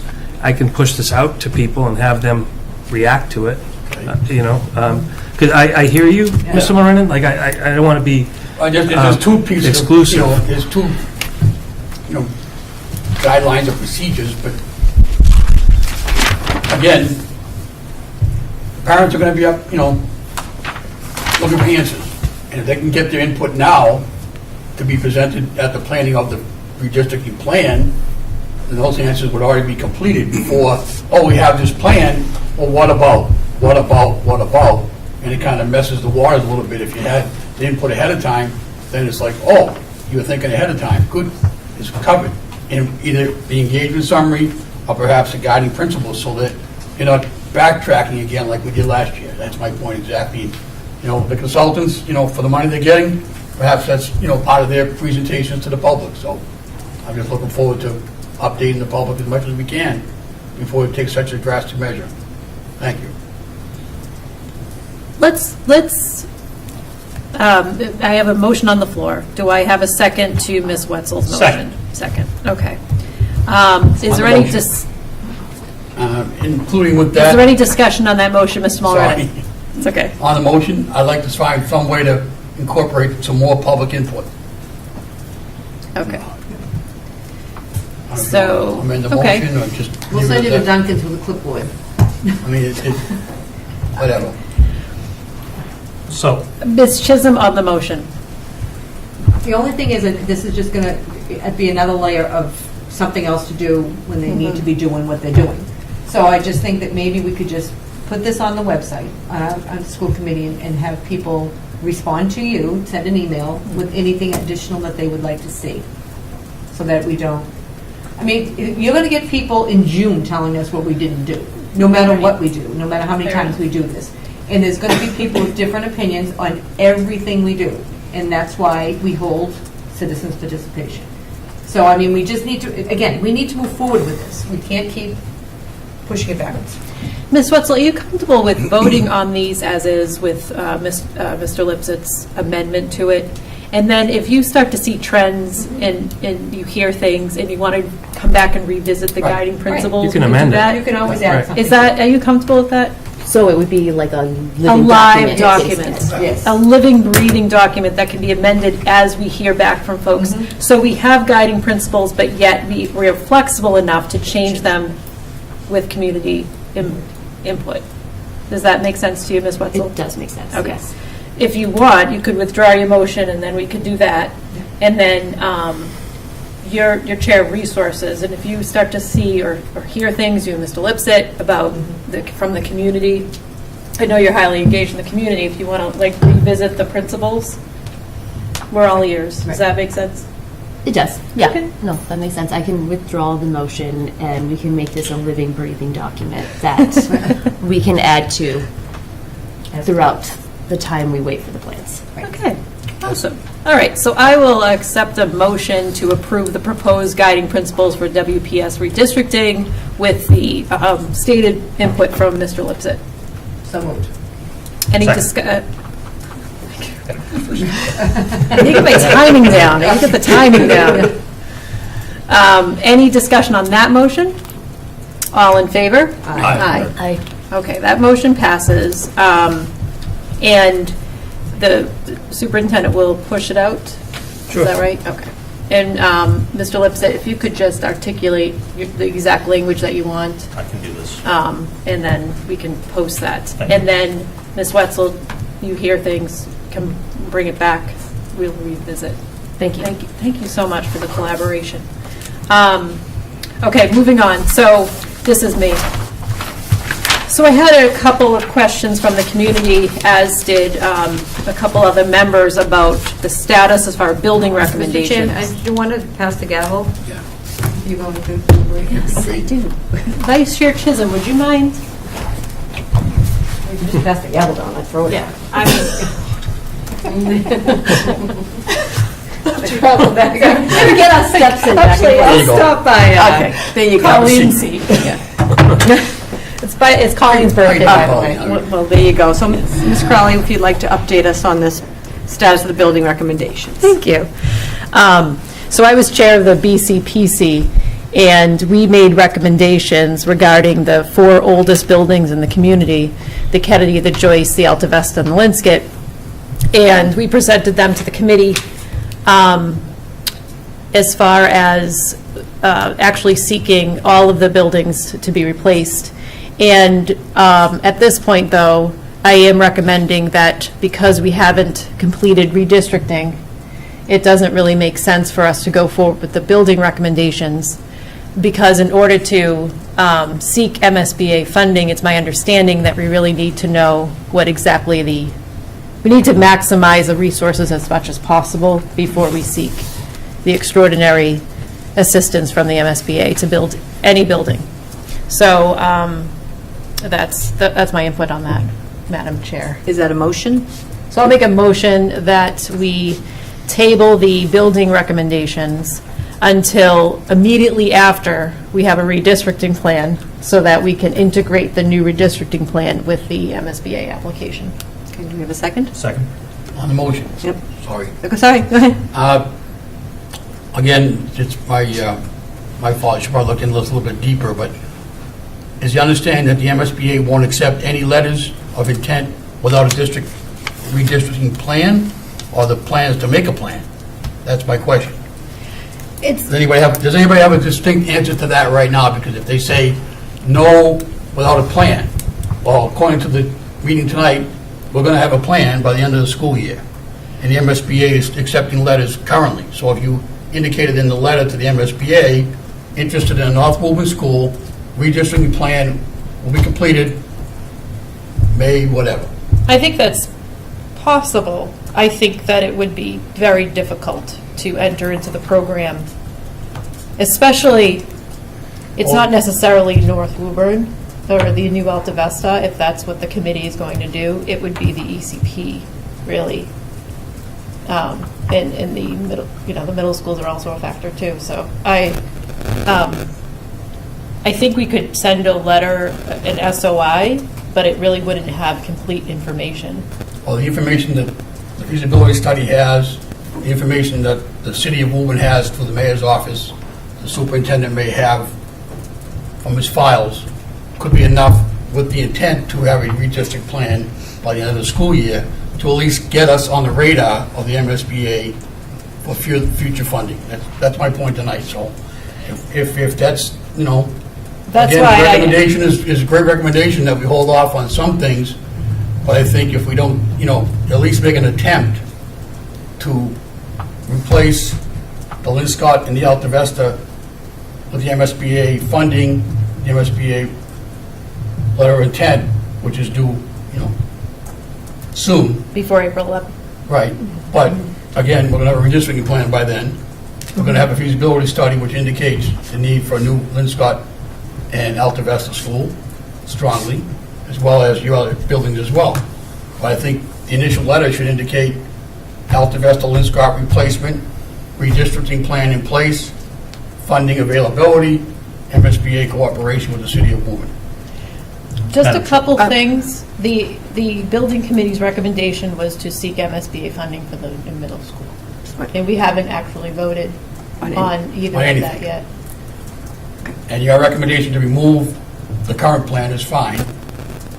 And with that said, and if, I'll make a motion that we... We have a motion on the floor, so we have to... Okay, go ahead. Mr. Lipson. Yeah, I think I need to clarify a little bit in terms of what the MSBA is looking for. It's not necessarily that the MSBA needs a redistricting plan in order to approve the new school. Right. What the issue is that in order to build a new elementary school, the MSBA often looks at whether or not districts are most efficiently using their space. The problem with is it March or April, Dr. Crowley, that the deadline is? See, I believe it's April 11th for the core program. Part of our issue is while we will be in the process of determining what redistricting may look like, we will not have a clear answer to that by the time that plan is due. The other issue is that to write a statement of interest is a long and difficult process, and it would have to start like a while ago. If you hadn't had a feasibility study behind you. Well, right, but... Which we have. I have the floor. So the issue here is that in order to write a statement of interest in time to deliver it by April 11th, we would need to know the shape of the redistricting income pretty much right now, which we don't. And so with the uncertainty there, with the uncertainty on an early childhood center, I think there are too many balls in the air to commit to exactly what we are going to recommend to MSBA. So I think what we really need to do is understand the lay of our land first before we commit to a large building project. I am fully and completely in favor of the building project that the BCPC recommended, or at this point, whatever the rest of the committee is willing to accept. But I think we need to have a little more certainty before we move forward on that. Ms. Wetzel? I agree with what Mr. Lipset said, and I also think, as you mentioned, it's a lot to write an MSBA proposal, and it's a lot to do a redistrict. So we're asking a lot on admin, too, to do multiple big projects at the same time, and it's also a lot for us to digest, for the community to digest. So I think we need to keep those things in mind. And I agree. I was in several of the North Woburn schools very recently. They're in desperate need of repair, and they've been waiting a long time for a school. So it's certainly a priority of mine, and I know every day you don't have a shovel in the ground, it's going to cost more money. But we want to make sure we're doing this redistrict right. We want to make sure we're doing these buildings right. And to do that, we need to make sure our resources are being spent on something that's important to have a proper MSBA funding application, which we have to show we're properly utilizing our classroom space and we're filling it to its most capacity so we have a better chance at receiving MSBA funding and we're not denied. And if that process takes a long time, we put in and we're denied because we don't have plans for a redistrict yet, it would have just taken a lot of time from admin and everybody else in our community to do that. So I think prioritizing a redistrict while keeping in mind these buildings, how important they are, how long the community's waited is very important, but we got to focus on our redistrict right now to have a better MSBA application. And to be clear on that, too, the North Woburn schools, we wanted to put the ECP attached to that. Yeah, I believe that was the recommendation. Yes, so. Right. But recommendations are Right. getting off the table tonight. But I'm just adding that we would have to make sure that that is something that they would allow us to do if we're looking for MSBC, you know, if we're looking for the money for that. And we also Yes. have to make sure that the city council and the mayor is on board Yes. with us spending $110 million. Or 212 million. Which I have to assume Right. it will be, it'll be fine. We're finding that gold every day. And through the chair to Ms. Mulredin, the recommendations are just going to be held in abeyance. Yeah. And then, which I would love to see, after we have the redistricting plan, then the committee votes and does that really important vote of, do we apply for MSBA for the middle school project or for the North Woburn project, the New Alta Vista? And that will be the decision made after we have all of our ducks in a row, to get the lay of the land, where we know exactly where all the children are, we know where we're maximizing the resources as much as possible in the district, then we make an application. And I just think that's the better road at this point. It's not the road I want, but I think it's just better. So. Anybody else? So should we have a vote on that? So. So there was a vote, a motion and a second. All in favor? Aye. Any nays? No. Awesome. Come on back. I kept your seat nice and warm for you. Thank you. Okay. All right, moving on to subcommittee reports. Mrs. Chisholm. Vice Chair Chisholm. We met on January 22nd here at the Joyce Middle School at 3:30. We just need to vote on the warrants. Warrant 1 was for $344,722.76. Warrant 2 was for $1,670,349.59. Warrant 3 was for $223,945.29. And warrant 4 was for $1,211,989.81. And I just need a motion to approve those warrants. Motion to approve. Second. Any discussion on that motion? Seeing none, all in favor? Aye. The ayes have it. And the only other thing we need to vote on is under personnel. We had Superintendent Crowley brought a request for an enrollment registrar. That's the title they're going to have, to help mainstream all the enrollments at one location. This will be a year-long position, and we need to vote on that because it's outside of our budget. Okay. Ms. Chisholm, did you, Vice So I Chair don't know if Chisholm? Superintendent Crowley has anything more to add to Oh, that. thank you. Any- Sure. So one of the things we've talked at the committee level here for a few years is, when I first started, I was calling it a parent information center, but a place where families could come and register their students, but also to learn about all the community resources available. Currently, the way that we register our students is, if you have 3 students at 3 different levels, you go to 3 different places. And I think that there's an inefficiency to that, but also it lends itself to inaccuracies because you have 3 different people going through the process of registering people. We're butting up against K registration for this school year, and so if now would be the time to ask for this position, so that when we register for this school year, we have basically a central registration. The position would be not a 7 to 3 or 8 to 4 position per se. It's a full-time position, full-year position, but someone that would be willing to work 7 to 3, but also potentially 1 to 9, and work whether at the library or the new space at the Cumming Center, work weekends, kind of meet the needs of the families where they are. And so that's the rationale for the ask at this point in time. Thank you, Dr. Crowley. Mr. Lipset? My understanding is that this is at least partially grant funded? Yeah, I think we would be able to pay for it.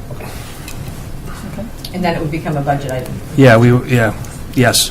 I don't think it'd be slang. Vice Chair Chisholm, did your subcommittee approve this? Yes. So, do you want to make a motion? I'll make a motion that we approve this position for the enrollment registrar. Great. Do I have a second? Any discussion on that motion? I'm curious, again, the funding of this position, Dr. Crowley? For this year, I think we can fund it through a grant, and then we would put it into the FY26 budget. And we don't have a budget yet, so. Right. I particularly like to hold off on that particular position until we have a budget, but we'll take the ball of the committee, I guess. Okay. Any further discussion? Okay. All in favor? Aye. Opposed? That motion passes 6-1.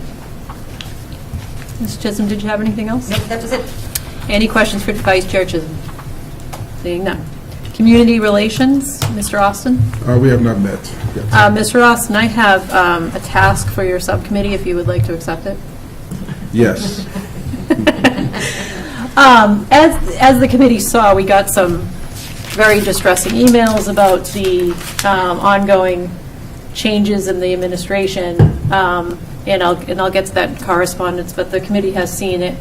I was wondering, Mr. Austin, if your subcommittee would be willing to set up listening sessions with students, particularly the students involved in the Spectrum Club, Black Student Union, and Embrace, and maybe just get some feedback on anything that they would like to see us do at this level to make them more comfortable in our school system, Yes. if necessary.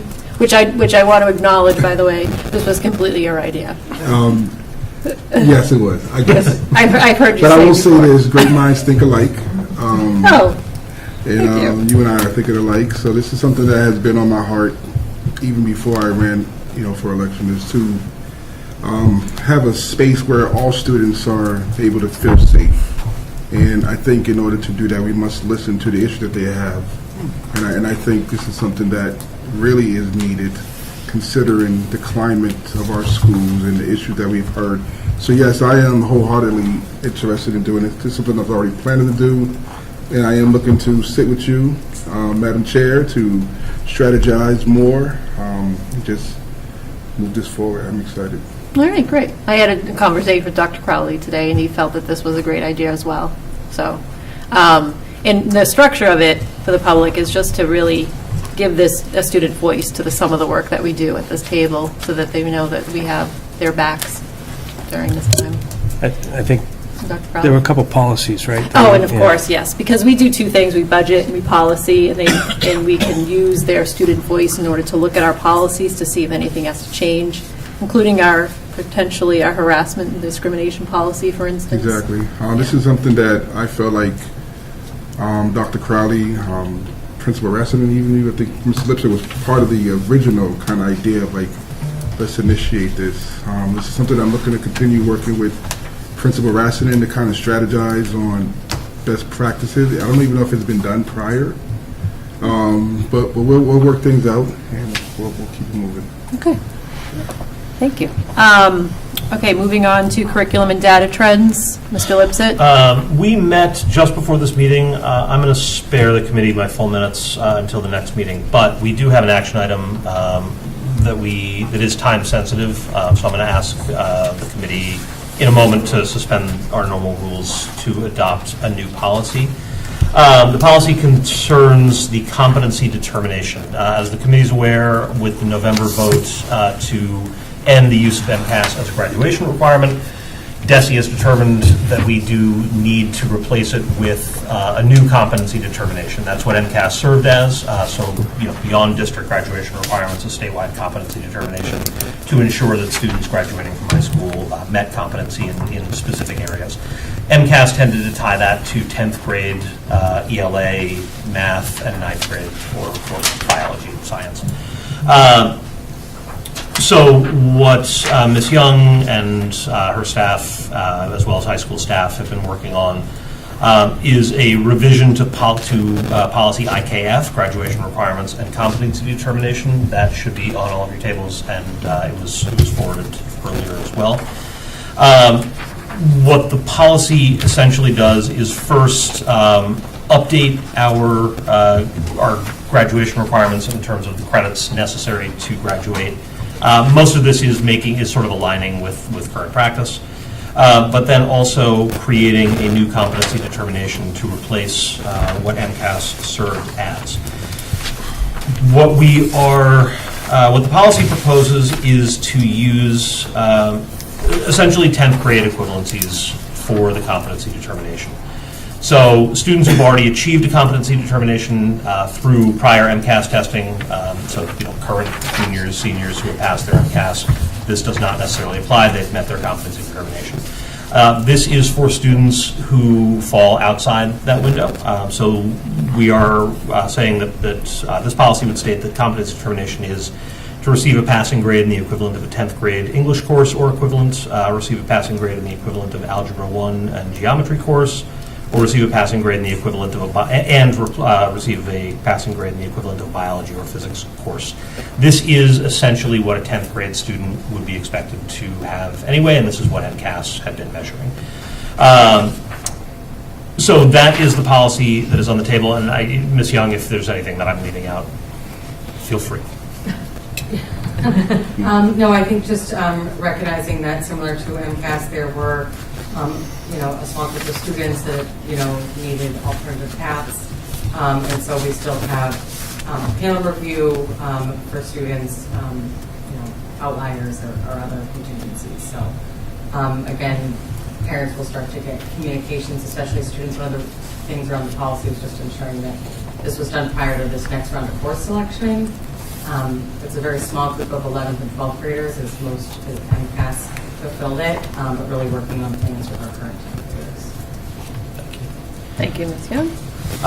So we have a procedure for policies that is longer than we have in terms of the time needed to pass this. So I'd like to ask the committee make a motion to suspend the normal rules to pass to deliberate on this policy.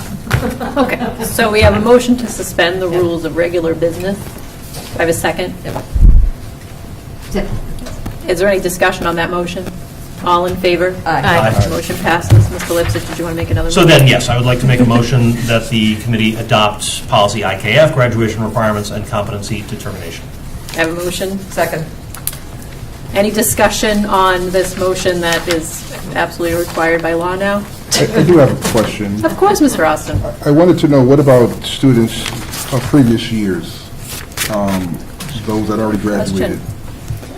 This is something that came up in subcommittee. I'll let Yes. Ms. Young take it. Yeah, so part of the new legislation is related to retroactive diplomas.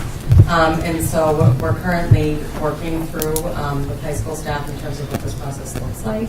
We're also working with surrounding communities and what this process looks like to be consistent. And when we are prepared for that process, and I'll be continuing to update the curriculum subcommittee. We talked a lot about, I think, like layer one is that we need to create policy, and then recognizing kind of the different components that we need to look at as part of the plan. Excellent, thank you. Yeah, absolutely. Okay. Any further discussion on this motion?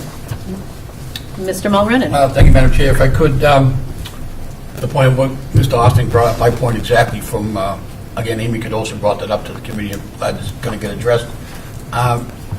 Regarding this, so Mr. Lipson, usually the policies go on the table. Obviously, it's not on the table. going to be adopted, you want to just give us a schedule, a timeline, so we can say we adopted it quicker than normal, just tonight? We did tonight. That's what the motion on the floor is, yeah. Miss Cormier's not here, she's, you know. Yeah, no, and, you know, these are sort of extraordinary circumstances, given the nature of the vote. This is something that we need to move forward on, so there really isn't an option other than to, you know, take it up right now. Okay. But I appreciate it, thank you. Yeah, I appreciate that. Okay, I'm fine, Madam Chair, thank you. Okay, thank you. Any further discussion? All in favor? Aye. Aye. This motion passes 7-0. And I will return with more full minutes at our next meeting. Great, we'll be on the Everyone can look forward to it.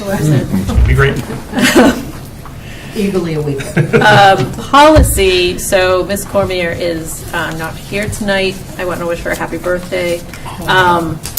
But also that there are policies that she would have liked to bring off the table, but because she has such expertise, I'm going to allow her to do the honors of removing those from the table on the 11th. Resources and capital planning, Ms. Wetzel. Yes, we did meet. So we met January 21st here at the Joyce at 4 o'clock. In attendance were Mr. Austin, Ms. Cormier, Dr. Crowley, and myself. And a lot of what we talked about at that Resource Capital Planning Subcommittee was actually talked about today here by Dr. Crowley. On our agenda was specifically redistrict. So some important things I think to note from my notes for the community. On there you'll see the redistrict email listed, which is redistrict@woburnps.com, so you can direct any questions that you have about the redistrict there. It's just a great central email, so that way everyone gets it and we can respond to you quickly. And Dr. Crowley, during that subcommittee, went over the Sanborn presentation, and I have a link of the complete presentation in my notes. So what we saw today was sort of an abbreviated version, so you can find the full presentation linked there. And it deep dives a little bit more into some of the specifics. And just some things to highlight. Sanborn, and we've mentioned this already, specializes in geospatial analysis. Priya is our lead. She values collaboration, responsive and flexible, and a powerful visualization as we look at our maps. Dr. Crowley mentioned who's on our redistrict team and who's on the working groups. We went over the timeline earlier today that you saw, as well as data gathering. So some next steps for our subcommittee was the guiding principles, which we talked about today, and we'll be sure to keep those a living document, so please feel free to chat with me about anything community that you might have that you think would be beneficial for us to know.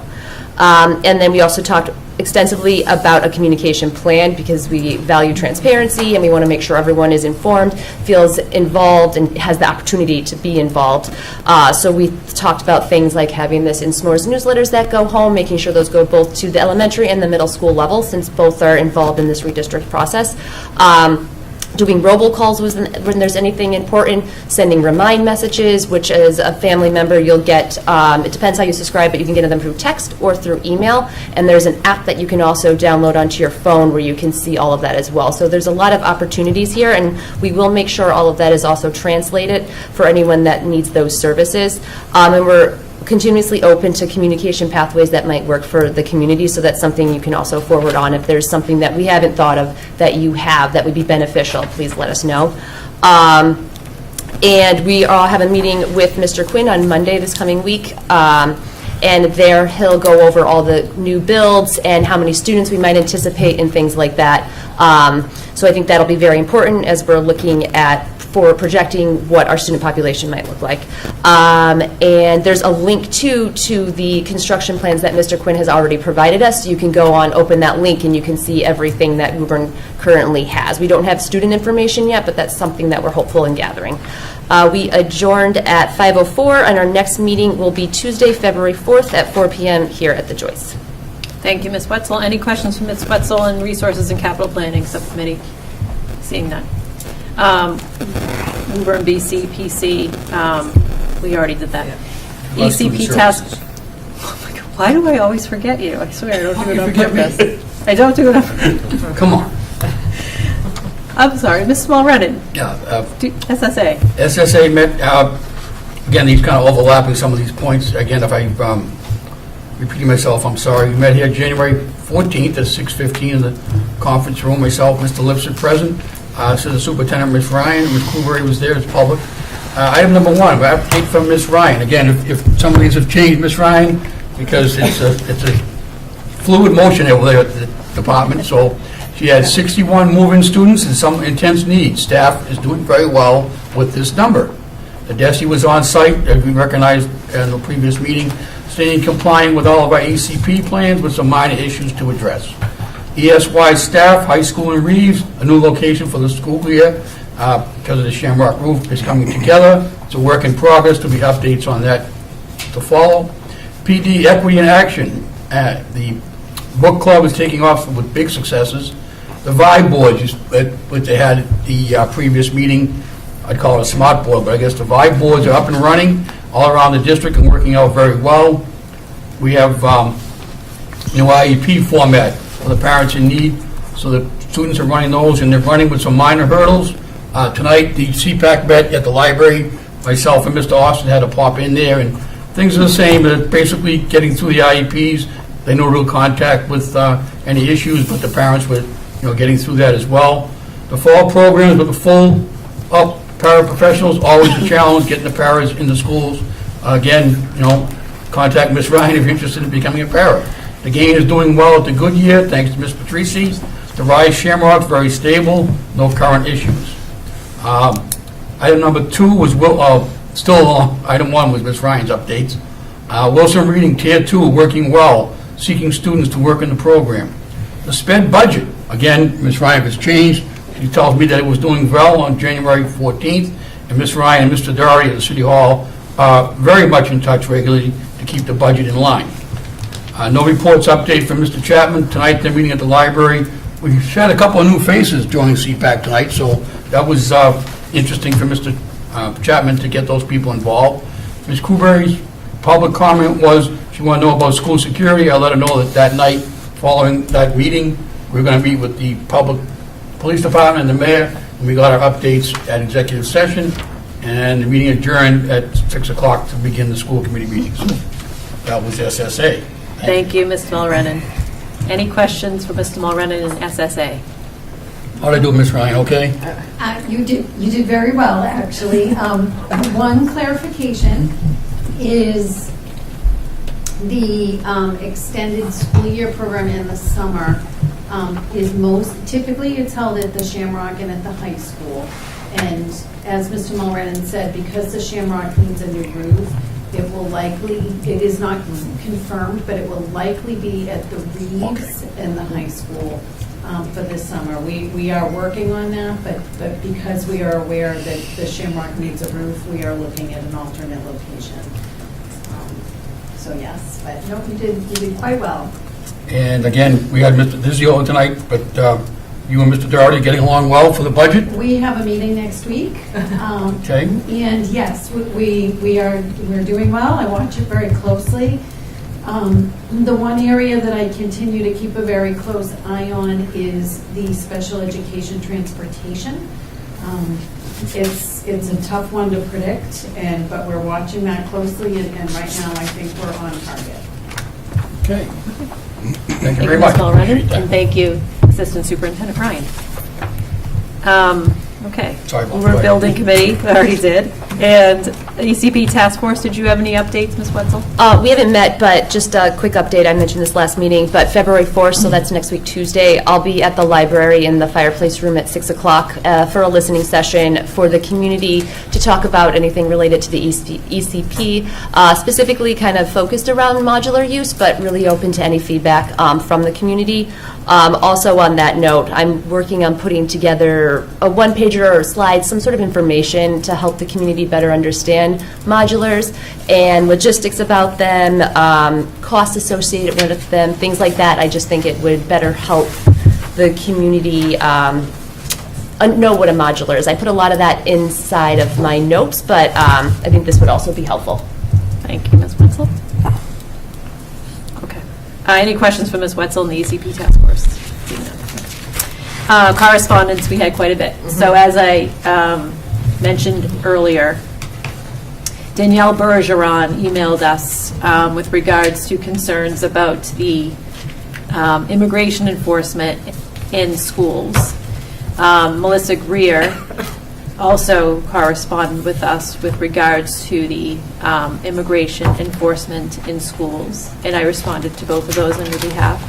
Rena Mazur emailed us today regarding the executive order and the concerns for the safety and emotional safety of trans and queer students and students impacted by the executive order issued today about the indoctrination of gender or something to that effect.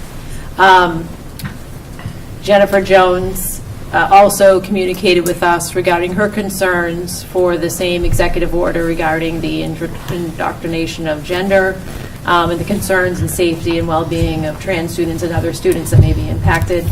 Kim Leonard corresponded with us regarding the executive order and the concerns for trans students in the community as a whole.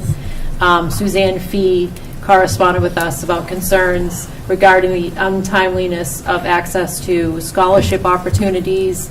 And I also had Andrew Lipset emailed us about the support for the governor's right to shelter. Did you want to mention anything about that? No, that was more of a just spreading some information. Spreading some information, okay. Thank you. So those are the correspondence, and by the way, the formation of the response is in fact to refer to Mr. Austin's subcommittee of a listening session to look at our harassment policy and sort of tether a communication line between potentially impacted students and the school committee. And we'll be working with administration to coordinate those, as mentioned before. Could I just make a quick? Of course you can, Mr. Lipton. I just wanted to also remind both the committee and the public that specifically regarding the issue of trans youth in schools, this committee, and Ms. Wetzel took the lead on this last year, this committee passed a resolution at the end of last year affirming our support for trans students, trans staff, LGBTQ staff in the schools and in the community. So I'd refer to the public to that resolution as well. But I think, in light of recent changes at the federal level, that's a resolution that I think we should revisit as well. Okay, thank you, Mr. Lips. We could put that as a future agenda item to renew our resos, and you could set those to me. Happy to. Okay, thanks.